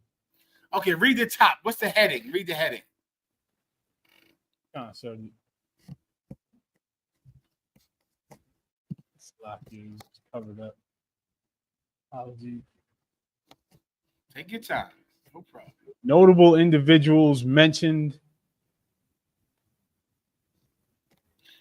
Can you remove those things off the screen? All right.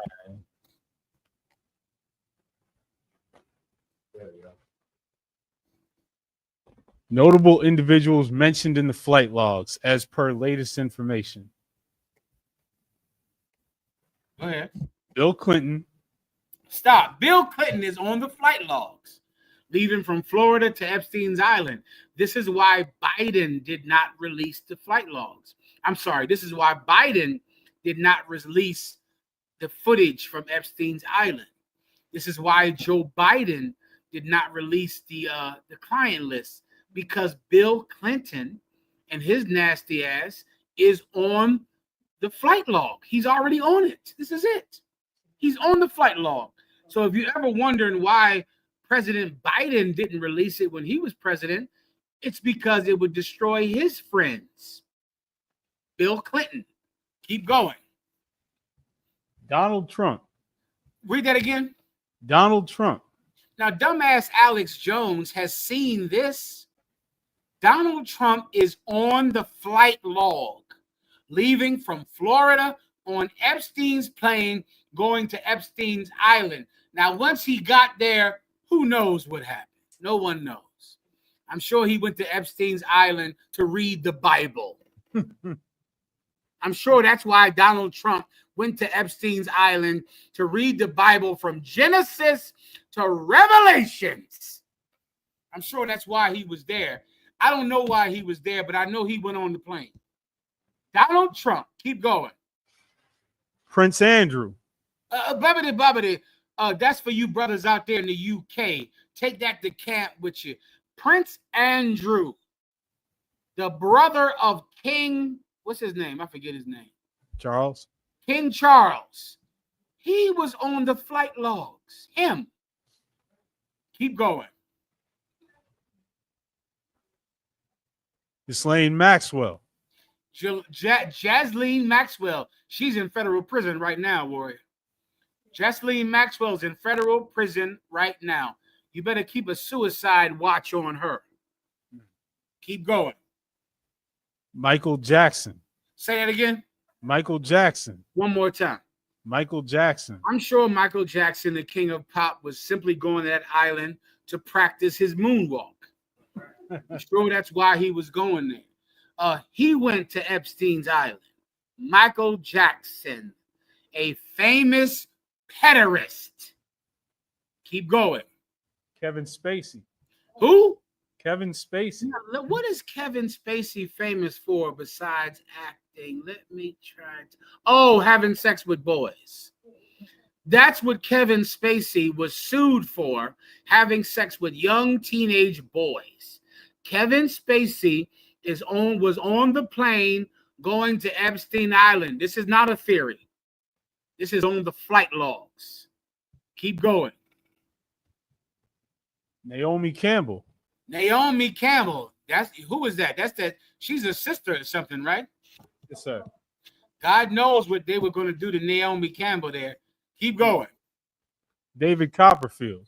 David Copperfield. That's the magician, right? Yes, sir. He looks nasty. He looks like he's into something nasty. Keep going. Alan Dershowitz. Alan Dershowitz. That's that famous attorney. The famous lawyer, also Jewish, also a staunch defender of Benjamin Netanyahu and the Israeli government. Alan Dershowitz. I believe he was the lawyer for OJ. Keep going. Bill Richardson.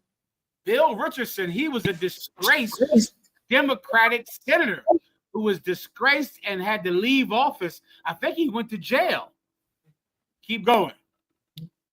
Les Wexner. Who is that? Some billionaire. Oh, a billionaire. Another billionaire on Epstein's Island. Keep going.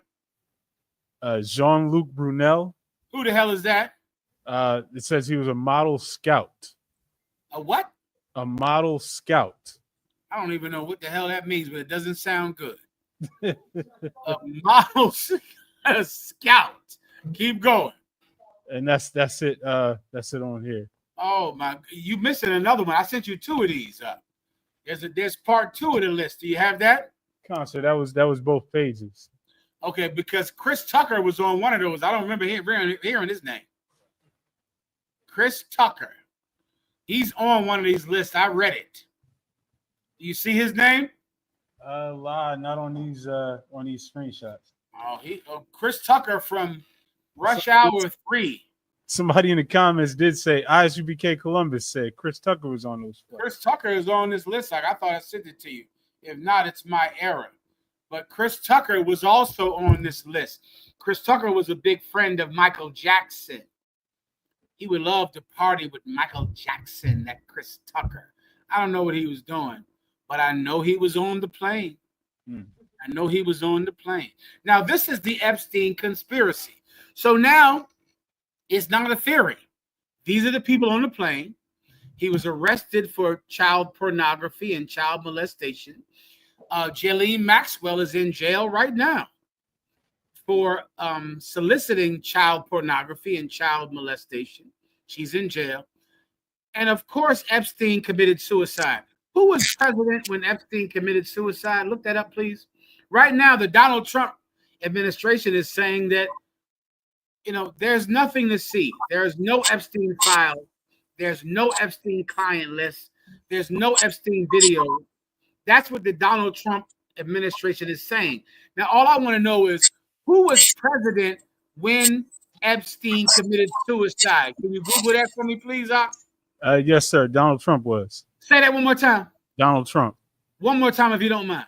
Donald Trump. Yeah, Donald Trump was the president in charge of the Justice Department, in charge of the federal prison when Epstein just committed suicide, when they had no evidence against him. Do you know what this means? Epstein committed suicide for nothing because they don't have any evidence against him. They have nothing. No client list, no videos, nothing. But he killed himself when Donald Trump was president. Now Donald Trump is president again. And there's no videos, no client list. And he definitely committed suicide. There was no foul play here. Well, this is a conspiracy that is true. And many of you white people out there watching this, you're so angry about it because you're so stupid. You're so dumb. Mexicans are smarter than you. Mexicans would have never believed Donald Trump's BS. Never. But you did. Venezuelans, Haitians would have never believed Donald Trump's BS. But you did, because you let racism supersede righteousness. You let racism supersede pedophilia. And now you're paying for it. And you feel stupid. You feel dumb. You know what you really feel like? You feel like a nigger now. Because black people went through this exact same thing. Black people went through this. Give me the white woman to explain the Iran-Contra affair. Many of you out there have heard of the Iran-Contra affair. Ephraim, just let me know when you're ready. I'll talk until you're ready. Yes, sir. Back in the 1980s, America was in the middle of what was called the Cold War. The Cold War was between the United States and the Soviet Union. The Soviet Union was led by Russia. America, it's called the Cold War because they would not directly fight each other, but they would fight through other countries. America would supply guns and money to one country. Russia would supply guns and money to another country. Those countries would fight each other, and in that way, America and Russia would carve up the planet Earth, building allies. Right? The allies of Russia, biblically, would be called Magog. Russia is Gog in the Bible. Magog means of Russia. And this went on. The Vietnamese War was a part of the Cold War. The South Vietnamese were on the side of America. The North Vietnamese were on the side of Russia. The Korean War was also part of the Cold War. The South Koreans were on the side of America. The North Koreans were on the side of Russia, and they would fight each other. Pakistan and India, their conflict is part of the Cold War. Pakistan, it was on the side of Russia or the Soviet Union. India is on the side of America. And these are these wars. And that's why they were fought. They were really Russia and America fighting a chess game with each other. Russia and America would never fight each other because both of them had nuclear weapons. So they would just simply fight a conventional war through other people. Well, because of that, there was a war in Nicaragua. And Nicaragua fought between the Contras, who were on the side of the Americans, and the Sandinistas, which were on the side of the Russians. And these two people fought for control of Nicaragua. During that war, America was denied money from Congress.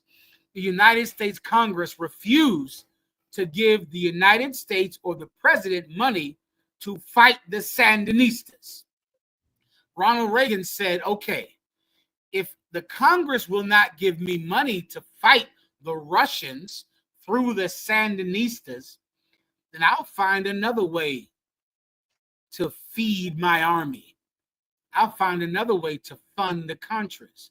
And Ronald Reagan decided to team up with drug dealers in Colombia and with pilots in Nicaragua to sell drugs in Los Angeles, California.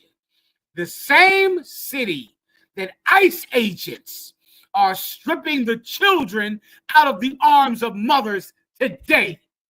Ronald Reagan sold drugs, sold cocaine in California so that he could use that money to buy guns and ammunitions to fight the Cold War in Nicaragua.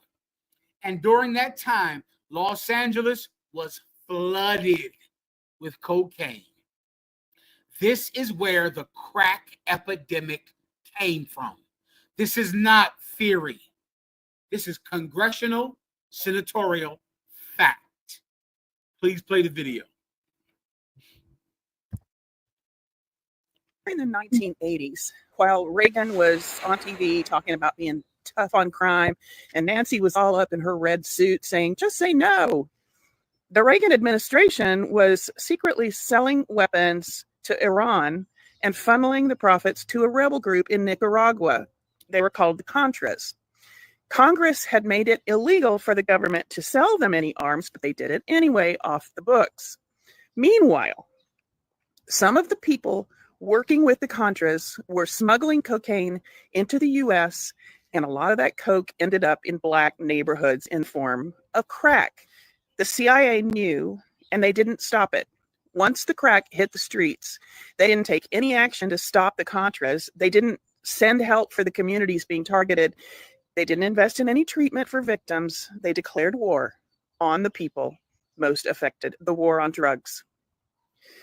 In 1986, Congress passed a law that punished crack offenses 100 times more harshly than powder cocaine. That meant that possessing 5 grams of crack got you the same prison time as possessing 500 grams of powder. And of course, crack cocaine was used more often by Black people, and powder cocaine was the fancy drug of white folks. The damage done to the people by the different forms of the drug was the same. The punishment was not. By the 1990s, 1 in 3 Black men in their 20s was under some kind of criminal supervision.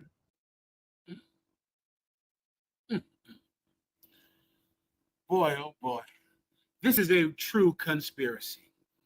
Let me tell you something. You young brothers out there, you might be in your 20s. I can't think of a thing that has affected your life more than the crack epidemic. Let me see the rooms out there. Let me see the camps out there. Salaki, sir, if I may. Please, sir. We can't forget about the major player, Oliver North. He was the witness to the Contras. He's the witness, and they gave him immunity for that. He got a podcast right now. Yeah. Oliver North has a podcast, and Oliver North was the point man for the CIA to sell drugs through a surrogate that sold drugs to one person. His name was Ricky Ross, and he sold drugs in California. Raise your hand if your life was affected by the crack epidemic. The crack epidemic made you. It's why you are who you are. It affected the lives of every single Black and Hispanic that is alive today, because cocaine flooded our neighborhoods. All of our fathers became crackheads.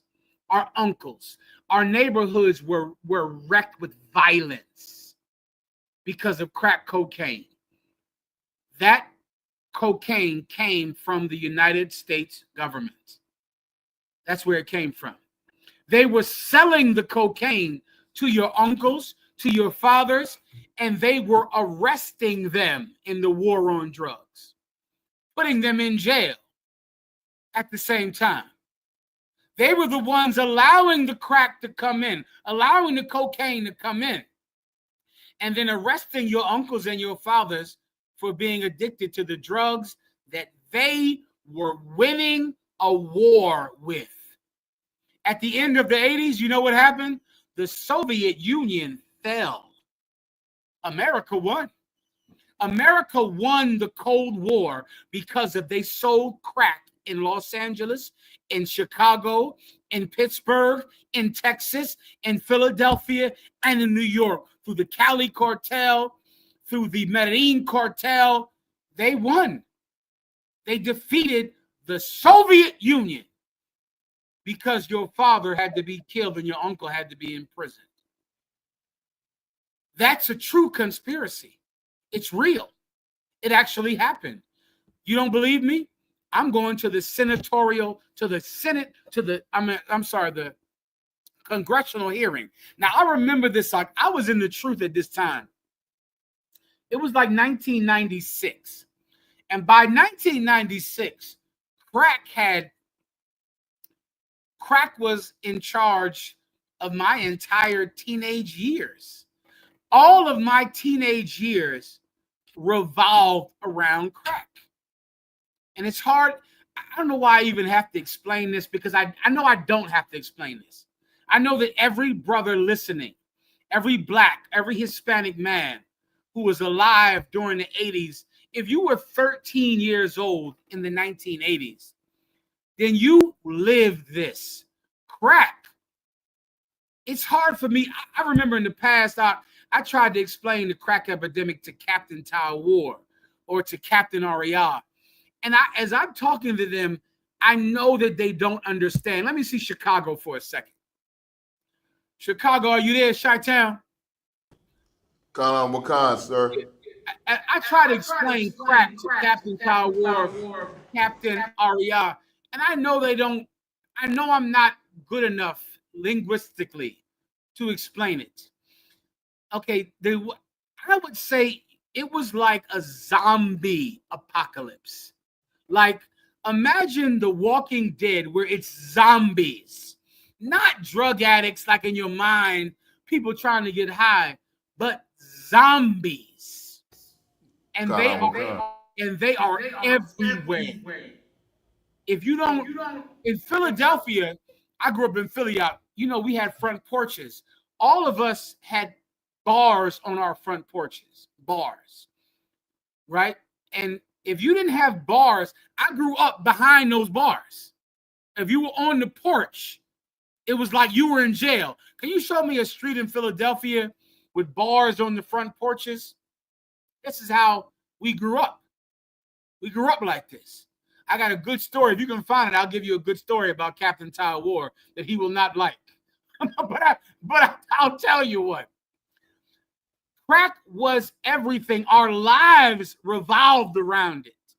It was the fuel, the engine for everything in our life. I remember I came into the truth in 95, and I'm watching TV, and they're saying that Ronald Reagan was selling it. I remember thinking, oh my God, this is going to explode the earth. This is the biggest thing that has ever been revealed. This is going to change everything. There's going to be revolution. Chicago, nothing happened. I remember it. Nothing happened. At all. Zoom in on it real fast. Zoom in on this picture. This is North Philly. I can tell you where this is. Good night. Zoom in close. You see this? Right there. Zoom in nice and close. This is my world I grew up in right here. This is giving me a nostalgic feeling, even seeing this. This is bringing me back. You see that porch right there? That's a front porch. Every house in neighborhood after neighborhood after neighborhood, the porches were covered in steel bars because the zombies, the crackheads, if there was any way to break into your house, you were getting robbed. And so when I was a little kid, I was on this porch looking out of it until I became 13. Then I was outside the bars, and other people had to put bars on their house to protect it from me. Do you understand? Well, one day back in 1980 something, at my grandmother's house on Ogons Avenue in Philadelphia, Captain Ty Ward might have been 7 years old, 8 years old. I'm 10 years older than him, so I was probably 15. By then, I was a full-blown crack dealer by then, all right? So I'm at another house, but Captain Ty Ward is at my grandmother's house that looks exactly like this. All of a sudden, my sister, she was ironing her clothes to go to church Sunday morning, and she left the iron on her dress, and the iron and the ironing table caught on fire. It was on fire. The house began to go up in flames. My grandmother, my sisters, they run out the door of this house. They run out the door because the place is on fire. As they get outside, they remember that 8-year-old Captain Ty Ward is left inside the house, and the house is on fire. And there are bars and gates over every door, over the porch. I was not there. Do you know there was a crackhead outside? And this was crackheads back in the day. Crackheads had so much industry. Like a crackhead was industrious. He could do anything for crack money. He was like a jack of all trades. He could do anything. My grandmother told the neighborhood crackhead, Ty Ward is up in the back bathroom. He's still asleep. The crackhead ran into this burning house, pushed over the burning ironing board. The house is on fire. Ran to the back and woke up sleeping Captain Ty Ward, sleep in the bed. Carried him out the house down to safety. I don't know who this crackhead was, but to this day, I want to thank him. The water, brother, whoever you are out there. Barakatah Yahweh Yahweh Shai. You saved the prophet of God. You saved an anointed priest from death. We were trapped in the house because of the bars. The bars trapped us inside. We were trapped. Ty Ward was trapped. He was trapped. A crackhead who would do anything for $5 went in there, got Captain Ty Ward out, and we gave him $10. And that's a true story. And this is life. Our entire lives were revolved around crack cocaine. Ronald Reagan won the Cold War with crack cocaine. Chicago, did you want to say anything? Hey, Conor McCon, if I could, sir, what you're bringing out is so heavy. What you're bringing out is so heavy, sir, because here in Chicago, we lived under the same conditions. And, I was a baby. I was a small kid in the 80s, but, I was a teenager during the 90s, just like yourself, Ottawa. And then, we lived in those same conditions. I remember those bars. Those bars was on every door and every window in every apartment building and every house that you could see in Chicago that wanted to remain safe. And thousands of people were unalived because when house fires happened, they were trapped. They were prisoners inside of their own homes and could not get out because of those bars. Those bars used to be anywhere from the first to the third or fourth floor in an apartment building because crackheads would climb up to the third, fourth, and fifth floor to break in your window to steal whatever they could. And then they've had to make a city ordinance now where the bars are optional. It lowers your homeowner insurance. And now majority of apartment buildings in Chicago only have them on the first floor of apartments to this day to prevent the crime, prevent people from breaking in your house. But like you said, sir, it was like the walking dead out here. You know what I mean? Crackheads were robbing children. I have friends who were kids who were walking home from school or going to school in the morning, and a crackhead beat them up and took their lunch money to buy crack. You know, I've seen sisters out here selling their body to go and get crack for the cheapest price possible. Whatever you had in your pocket, they would sell their body to you. Drug dealers would do unseemly things to brothers and sisters because they were the ones with the crack. And to get that drug, a crackhead would do whatever was demanded or requested of them to get that drug, sir. You know what I mean? And I myself dabbled in the streets. You know, I've for some reason, I was that guy that crackheads always wanted to come and tell me their life story. You know what I mean? So it's like, but I've heard some horror stories about how they ended up on it, what they've done for it, sir. You know what I mean? Like, I don't think the younger generations, I was just talking to a sister today. I said that, you know, growing up in the 90s and seeing the effects of crack, because in Chicago in the 90s, that was the crack era was the 90s. We didn't have 1,000 shootings per year. We had 1,000 murders per year here in Chicago in the 90s. The murder rate, now they talk about how many people were shot, the gun violence. Well, what I lived in, what we grew up in, sir, was the murder rate was 800, 900, 1,000, 1,100. And the majority of it was during the summer, and it was all over crack.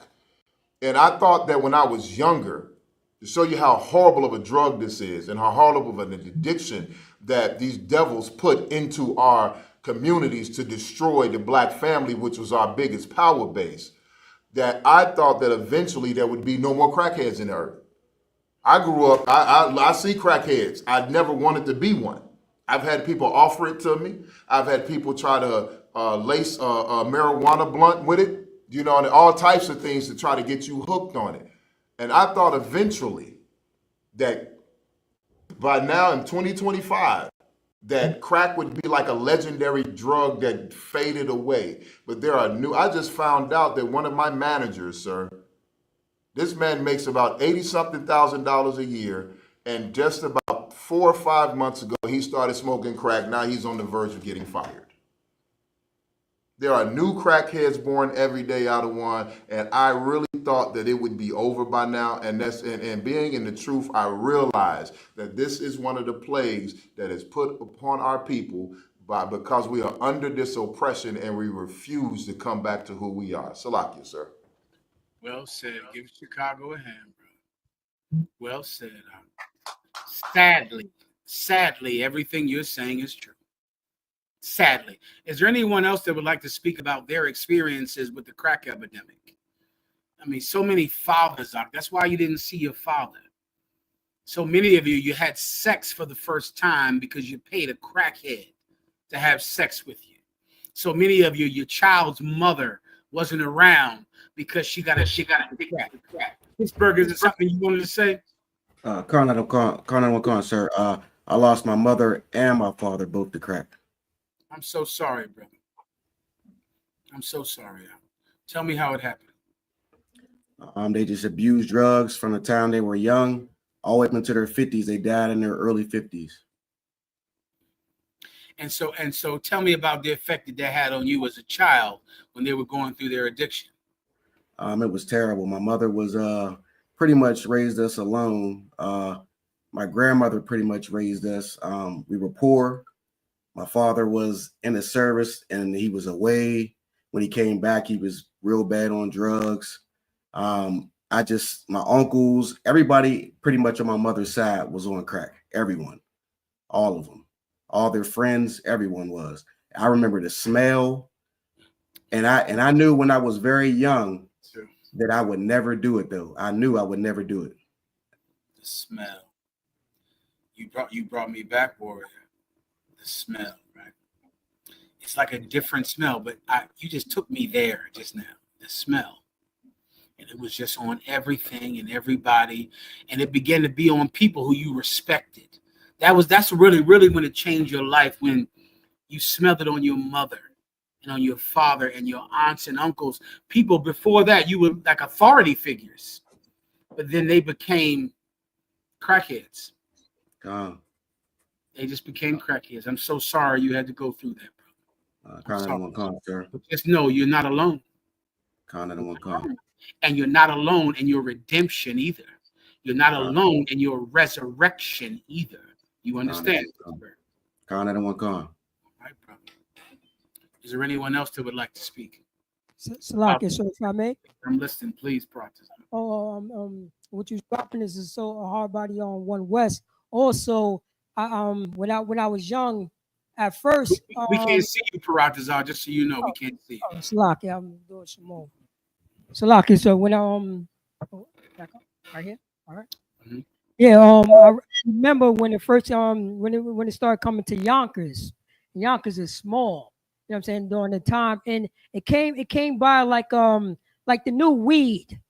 That's how so many people. That's how it grabbed people. It was like, what is this stuff right here? And that's I remember it start off like that. This is some weed. Then within like 6 months, I mean, a lot of people destroyed. Then when I turned I remember I was in 5th grade, and the brother I was going to elementary school with, he was showing me the crack vials.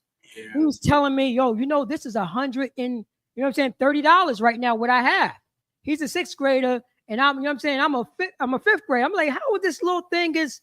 But it didn't really dawn because when you was a kid, you don't really know what's going on because you still try to be a kid. Yeah. But you just, you just hear your parents say, don't go up the block over there. You know what I'm saying? Something's going on with Tom, and to go back to the story, what you're talking about, that the person that was on crack, the things that they was doing, because I had a family member literally jumped into the Hudson water to save a girl that fell in the water, because in Yonkers we on the bottom, so it just the train tracks, then the water, and everybody used to hang out at the arena, and the little girl fell in the Hudson River, and my uncle ended up jumping in the river and taking her out there, taking her out the river. But we had to pay him, we had to pay him. Yeah, that's what happened. But that's my story. But yeah, it completely destroyed my neighborhood. Slocky. I mean, these stories are universal. The crack epidemic came through. It started in California. It started in Los Angeles, and then it spread from Los Angeles to every corner of Black and Hispanic life, like a wave that went through Camp Mystic in Texas. Like a wave. And all of our lives were changed. All of us. Let me explain to you something, brothers, if I could right now.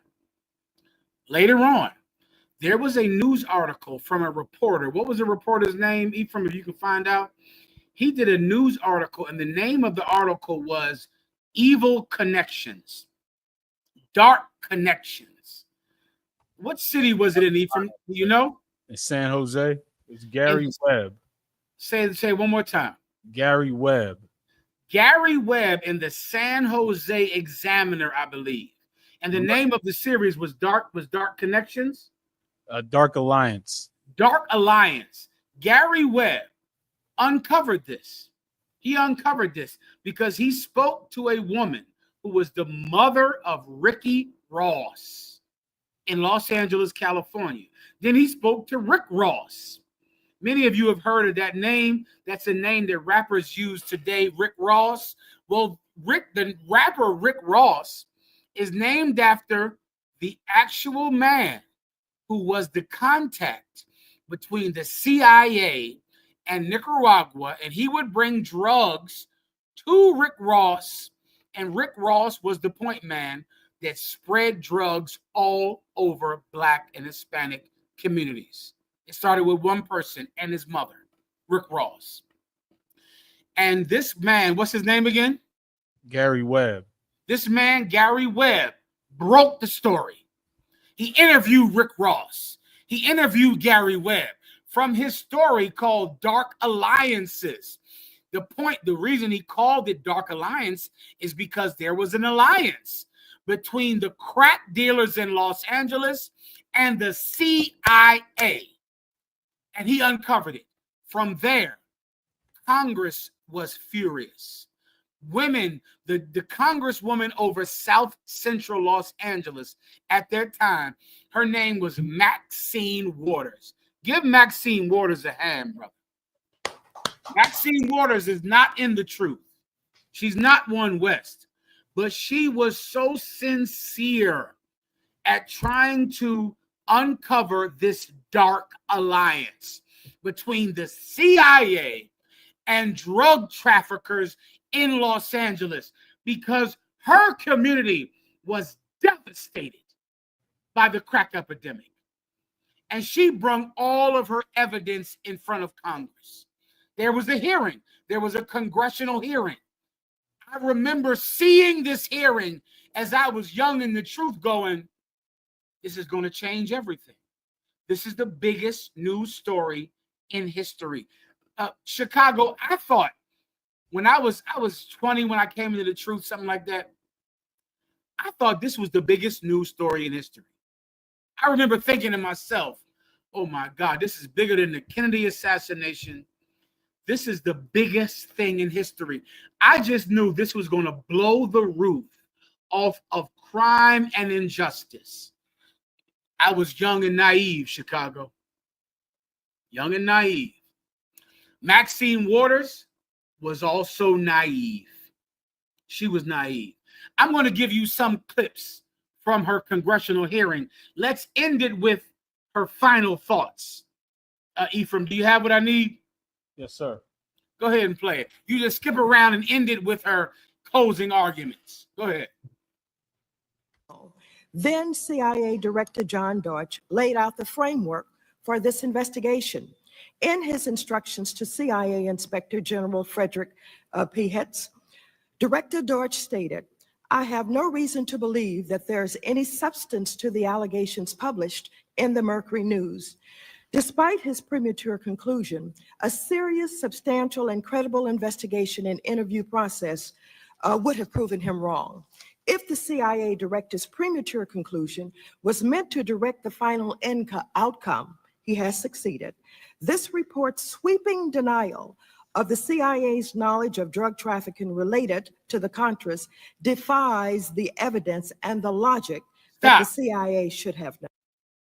Just like the Jeffrey Epstein conclusion, you know what they said about the Iran-Contra affair, about the CIA selling drugs in Los Angeles?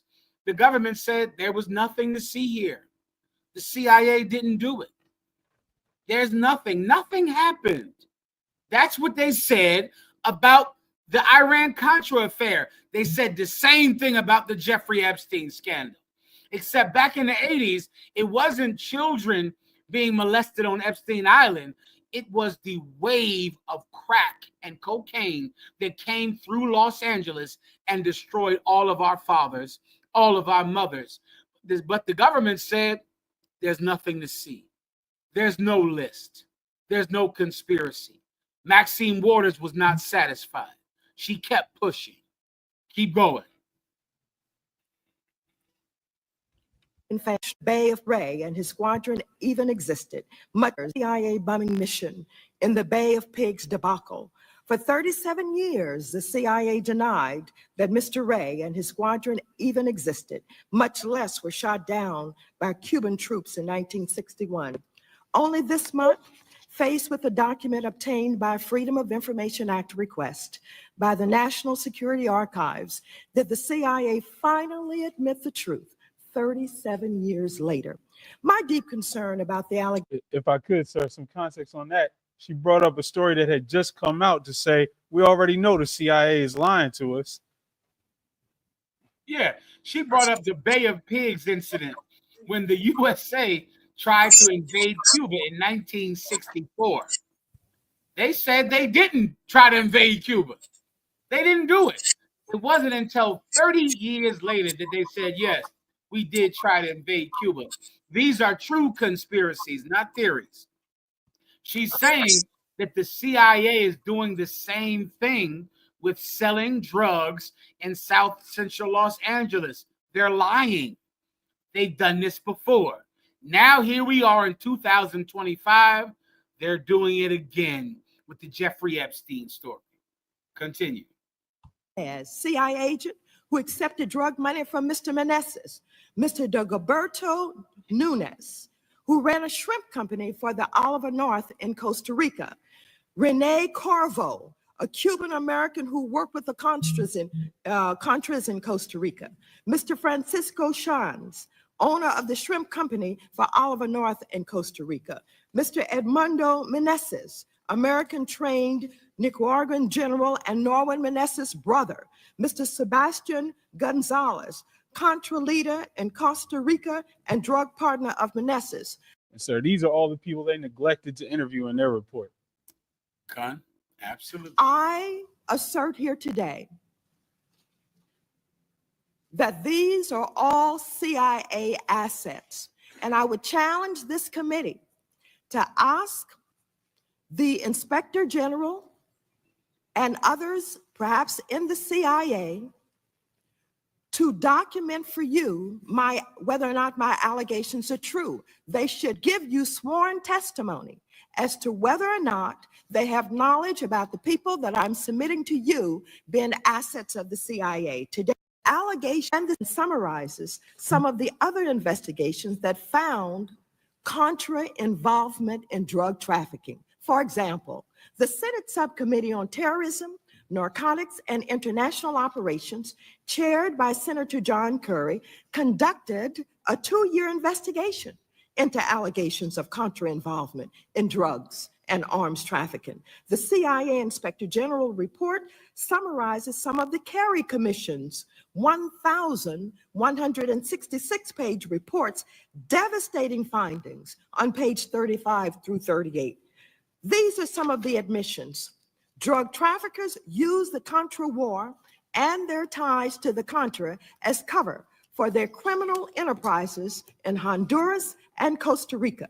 Assistance from the drug lords was crucial to the Contras.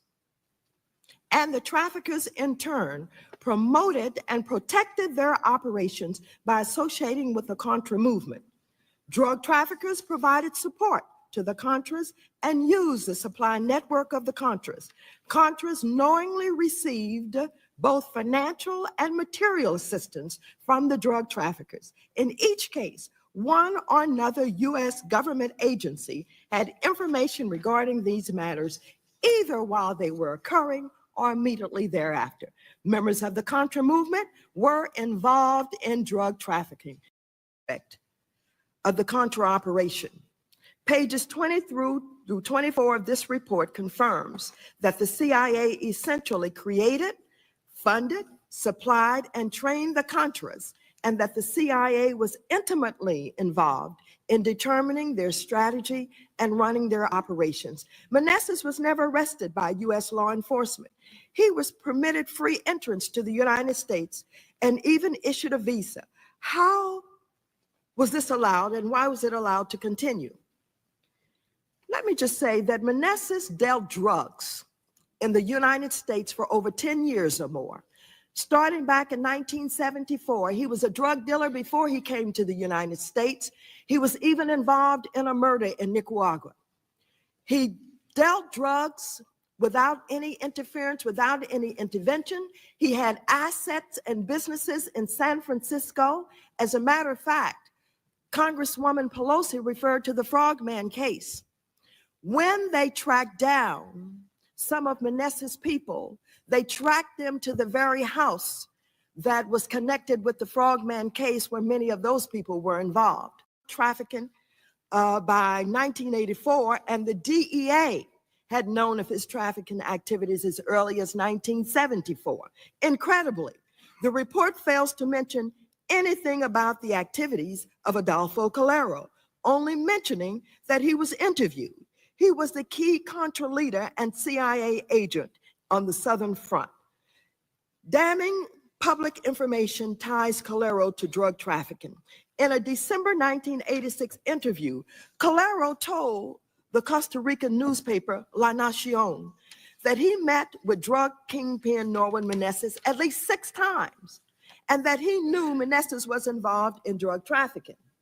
Now, in our investigations, we had found out that Meneses had met with Adolfo Calera, and that Meneses and Blandón had been going to these meetings, both in San Francisco and in Los Angeles, despite the fact that these— If I could, real quick, sir, some context. She speaks about how her and her team, on her own money, went over there and did their own investigation later on. That I would like that timestamp that I sent you if I could. Let's start playing some of those timestamps I sent you. Do you have them? Constance, these are the ones that you said, the ones that I've been Give me that you just described, because she paid her own money to go over there, and that she also met with Rick Ross and his mother. You can give me some of those. Play some of that, and then end it with the in her closing arguments. Count.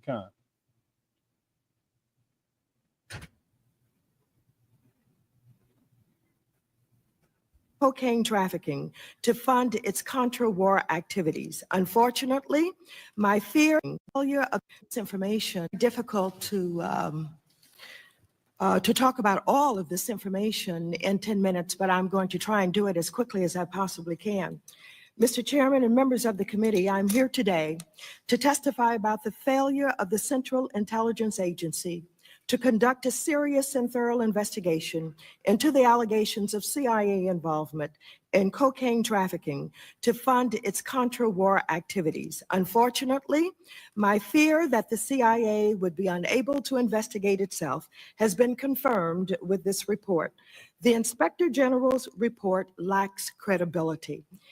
It is fraught with contradictions and illogical conclusions. In a September 3rd, 1996 memo, then CIA Director John Deutsch laid out the framework for this investigation. In his instructions to CIA Inspector General Frederick P. Hetz, Director Deutsch stated, "I have no reason to believe that there's any substance to the allegations published in the Mercury News." Despite his premature conclusion, a serious, substantial, and credible investigation and interview process, while others skip down to whatever else dismissing any CIA knowledge of or involvement in contra drug trafficking into the U.S. This is an outrageous contradiction.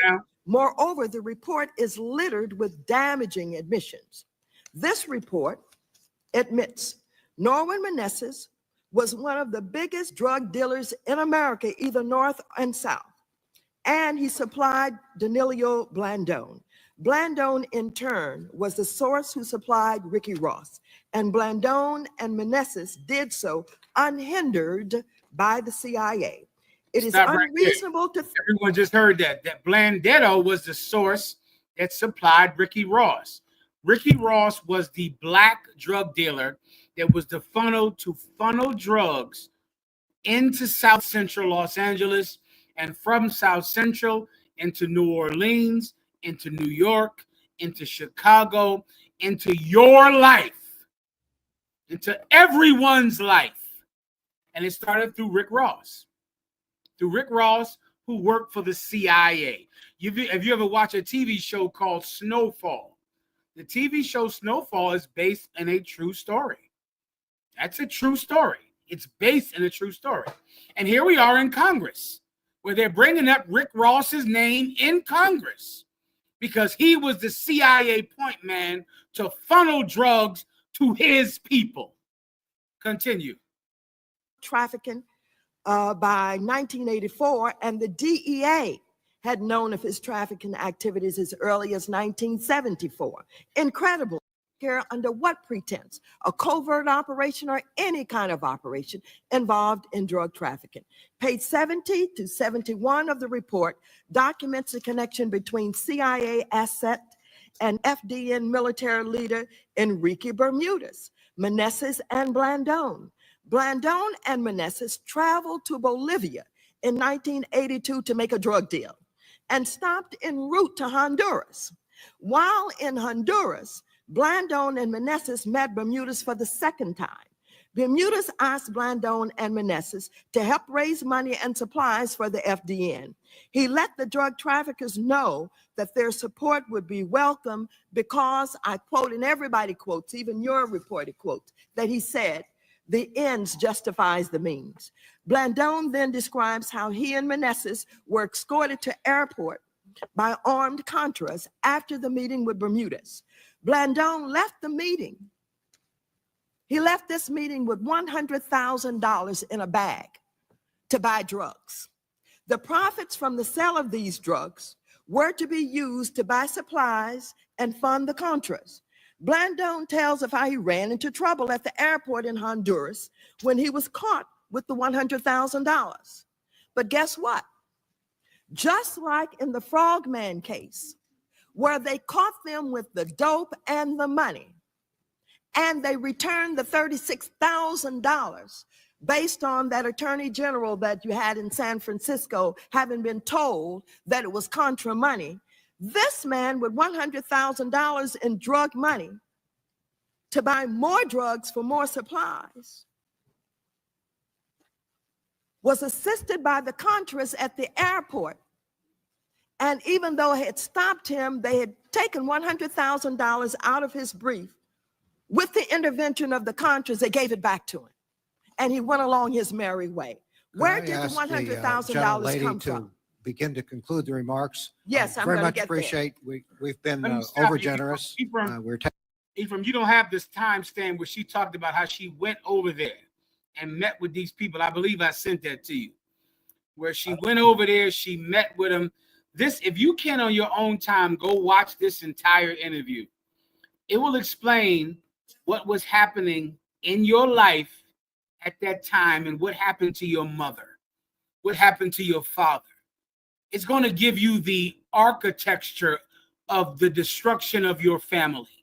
You didn't know this was happening, but this was happening on a high place with these drug dealers and the CIA and Congress people. And they were all orchestrating your death because the ends justified the means. I'll explain that. Yes, you were going to lose 3-4 generations of blacks and Hispanics, but they would win the Cold War. They would defeat the Soviet Union. So it was worth it to them because they don't consider the lives lost important. What's more important is that they defeat their enemy. And the CIA sold drugs in Los Angeles. Now, Los Angeles is being raided by ICE agents right now. Now the federal government is raiding the same city that they flooded with drugs to win a war in Nicaragua. If you want to play something else, play that. If not, Ephraim, you got to skip me to right after this. If you don't have the part that I sent you about when she went over there. If you can play that, if not, just right from here. Say again. I don't think I have that timestamp, sir. Salakia. No problem. I'll just play it right from here. Then go ahead.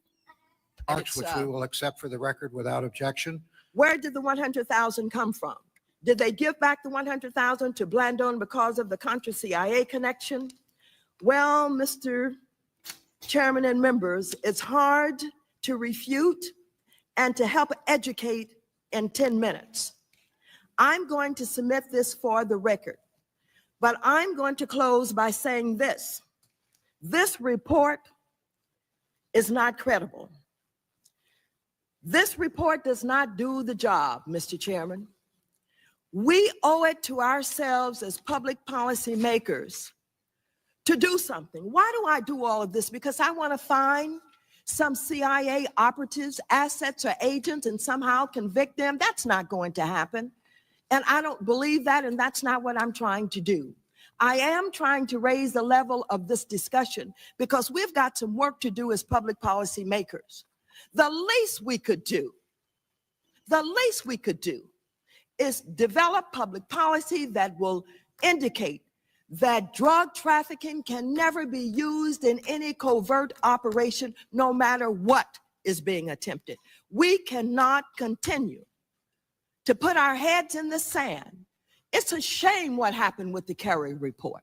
The idea that members of the Congress of the United States on the Senate side could have presented us with so much documentation.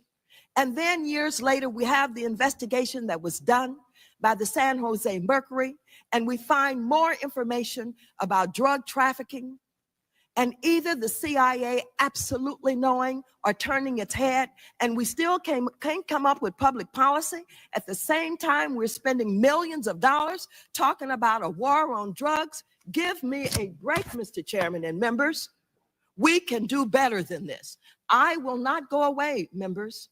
I cannot go away. My community has been devastated, as many communities across this nation. As a result of this work, I've been in at least 7 or 8 states with town hall meetings, including New York and New Jersey and St. Louis. And I continue to have several requests every week to come and do town hall meetings and radio stations, because people are outraged and concerned about the fact that somehow this drug problem won't go away, and the idea that the government could be involved. I challenge this committee to get involved with public policy that would get our government out of ever being involved in any way. And while you're doing this, why haven't something been said about General Davila in Honduras, who also was a CIA asset that was caught putting a ton of drugs into the airplane? The drugs found its way into the United States and was sold on the streets. And that was recently, and we still haven't heard a word. When I check with the Justice Department, they tell me they can't say anything. And I suppose you have information you can't say anything about. But I think somehow we've got to do better. The lives of our children and our communities are at stake. I thank you, and I submit this for the record, and more information and documents if you would like to have it. Stop. Let me tell you something, Ephraim. This poor sister tried. Let me tell you another story. I was 14 years old. It's before I really started to hit the streets. And I had my first little job. And I made $300. I remember it so specifically. And at that time, I had a hero. The hero in my life at that time was my uncle. My uncle was my hero because he would lift weights and he was big and strong. Then my uncle started to change. He began to be different. His face began to look sunken in. He began to be skinny. I didn't know what was wrong with him, but he was my hero. So one day I fell asleep, and my grandmother would always tell me, if your uncle is here, you can't go to sleep. You got to stay awake. And I remember at 13 thinking, why can't I go to sleep if my uncle is here? This is my hero. He lifts weights and he's strong. But they would always tell me if he was around, I would have to watch the TV, watch the clothes, watch it. And I remember thinking, okay, but I didn't understand why I had to watch my uncle when he was around. One day I fell asleep, and I remember waking up and I looked at the TV to see if the TV was missing. And the TV was there, and I said, okay, I didn't mess up. Then I realized I left my paycheck from my first little job on the counter. I went over to the counter and my $300 was gone. I remember being so angry, and I knew he had it. And then finally he came back in. And I looked at his face and I picked up a baseball bat. It was a baseball bat would sit around. I grabbed it, and I was so short and he was so tall. I remember cursing at him for the first time, speaking to him like he was a piece of trash. And he was looking at me, and his eyes were welling up with tears. And he looked so sick in his face. And he just told me, I'm sorry. I'm sorry. And I remember holding the baseball bat up, and then my heart being filled with pity. And I just said, get the F out of here. I was 13. He was a grown man. I said, get the F out of here. And he just left. And it was that day that I lost my hero to crack. I lost him. I didn't have a hero anymore to crack. Since then, you fall in love with a woman. You think she's beautiful. She's on crack.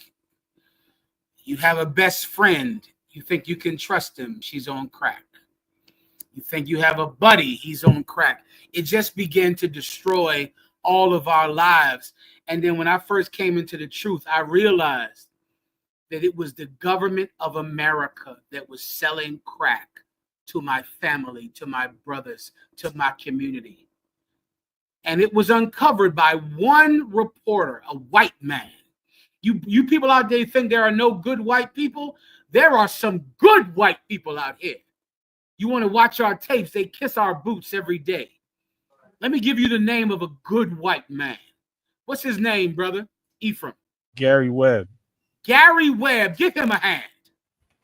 Gary Webb he worked in San Jose on the newspaper. And he uncovered all of this because Rick Ross and his mother called him.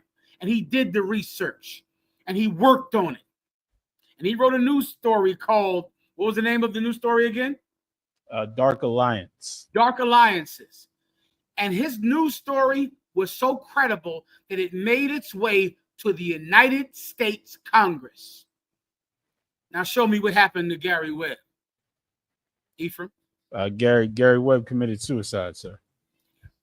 Gary Webb committed suicide. Just like Jeffrey Epstein. Gary Webb committed suicide. Just like Jeffrey Epstein. He's dead. You know, he killed himself. He killed himself, Gary Webb. And he was a good white man. And he's gone. And his case is forgotten about and no one cares because the victims in his case are people that don't matter. The victims in the Jeffrey Epstein case are children compared to the princes and presidents on that list. Those children don't matter.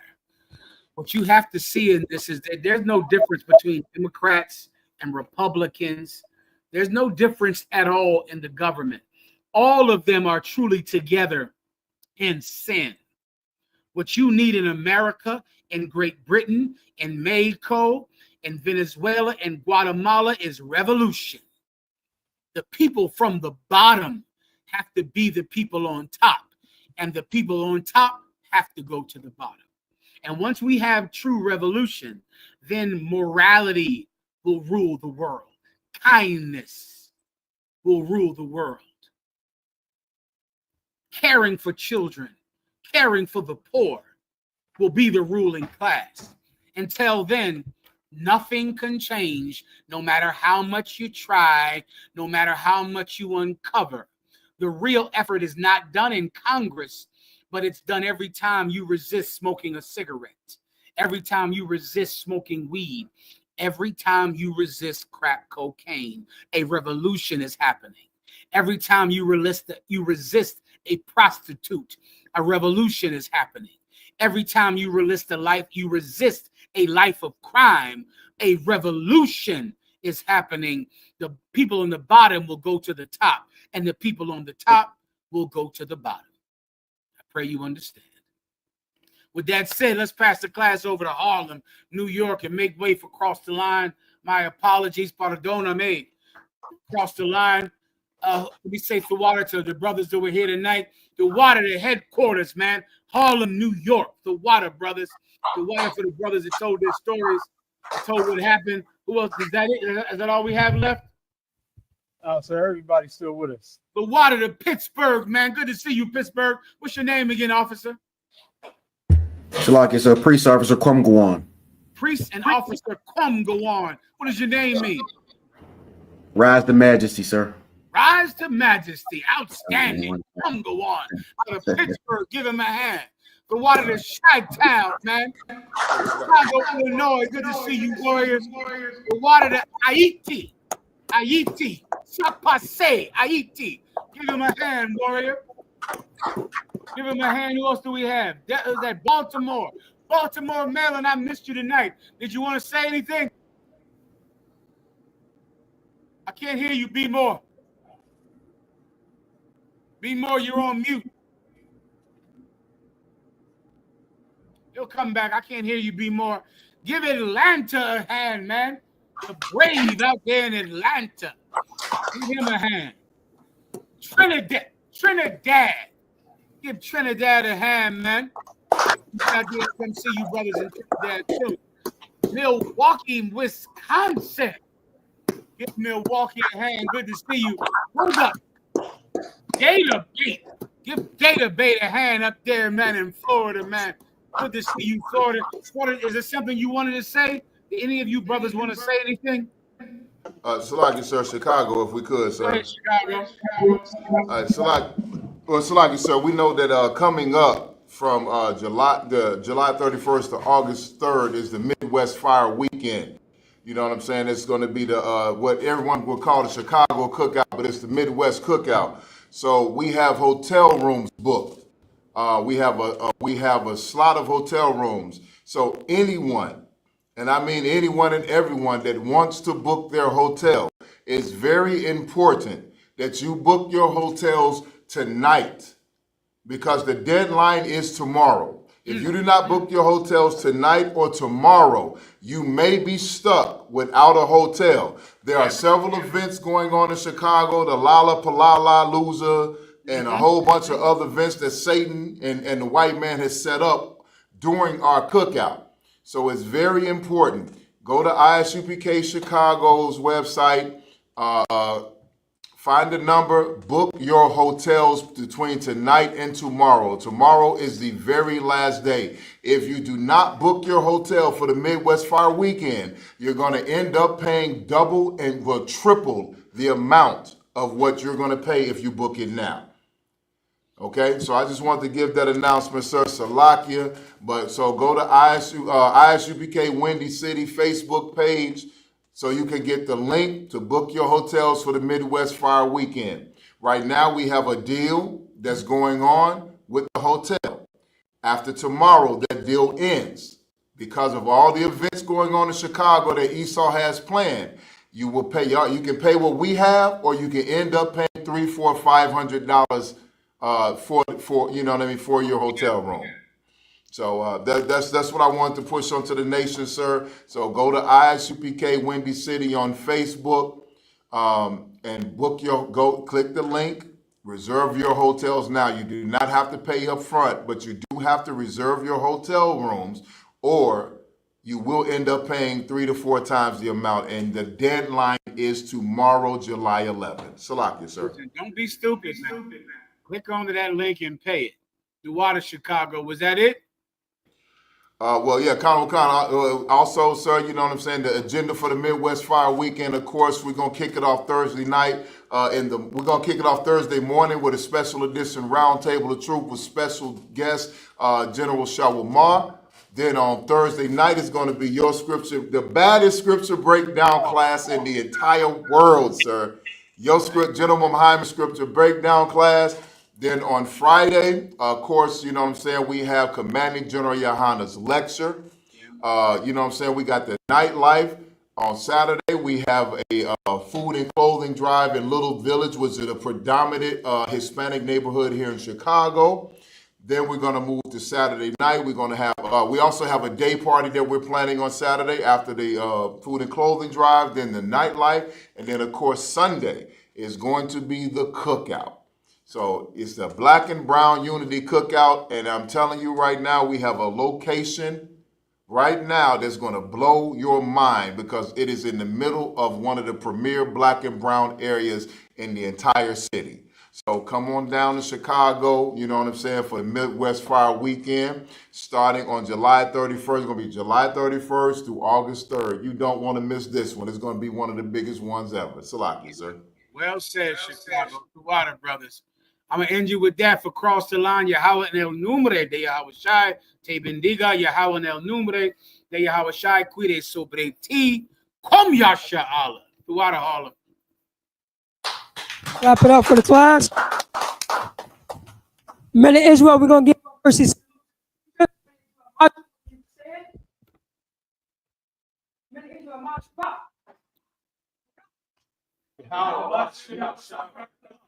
Yahweh Bashem, Yahweh Shai, Barak Thumb, Tawada can be safe.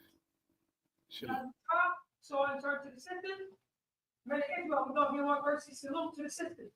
من Israel ما شبع ما يا شباب don't watch your show.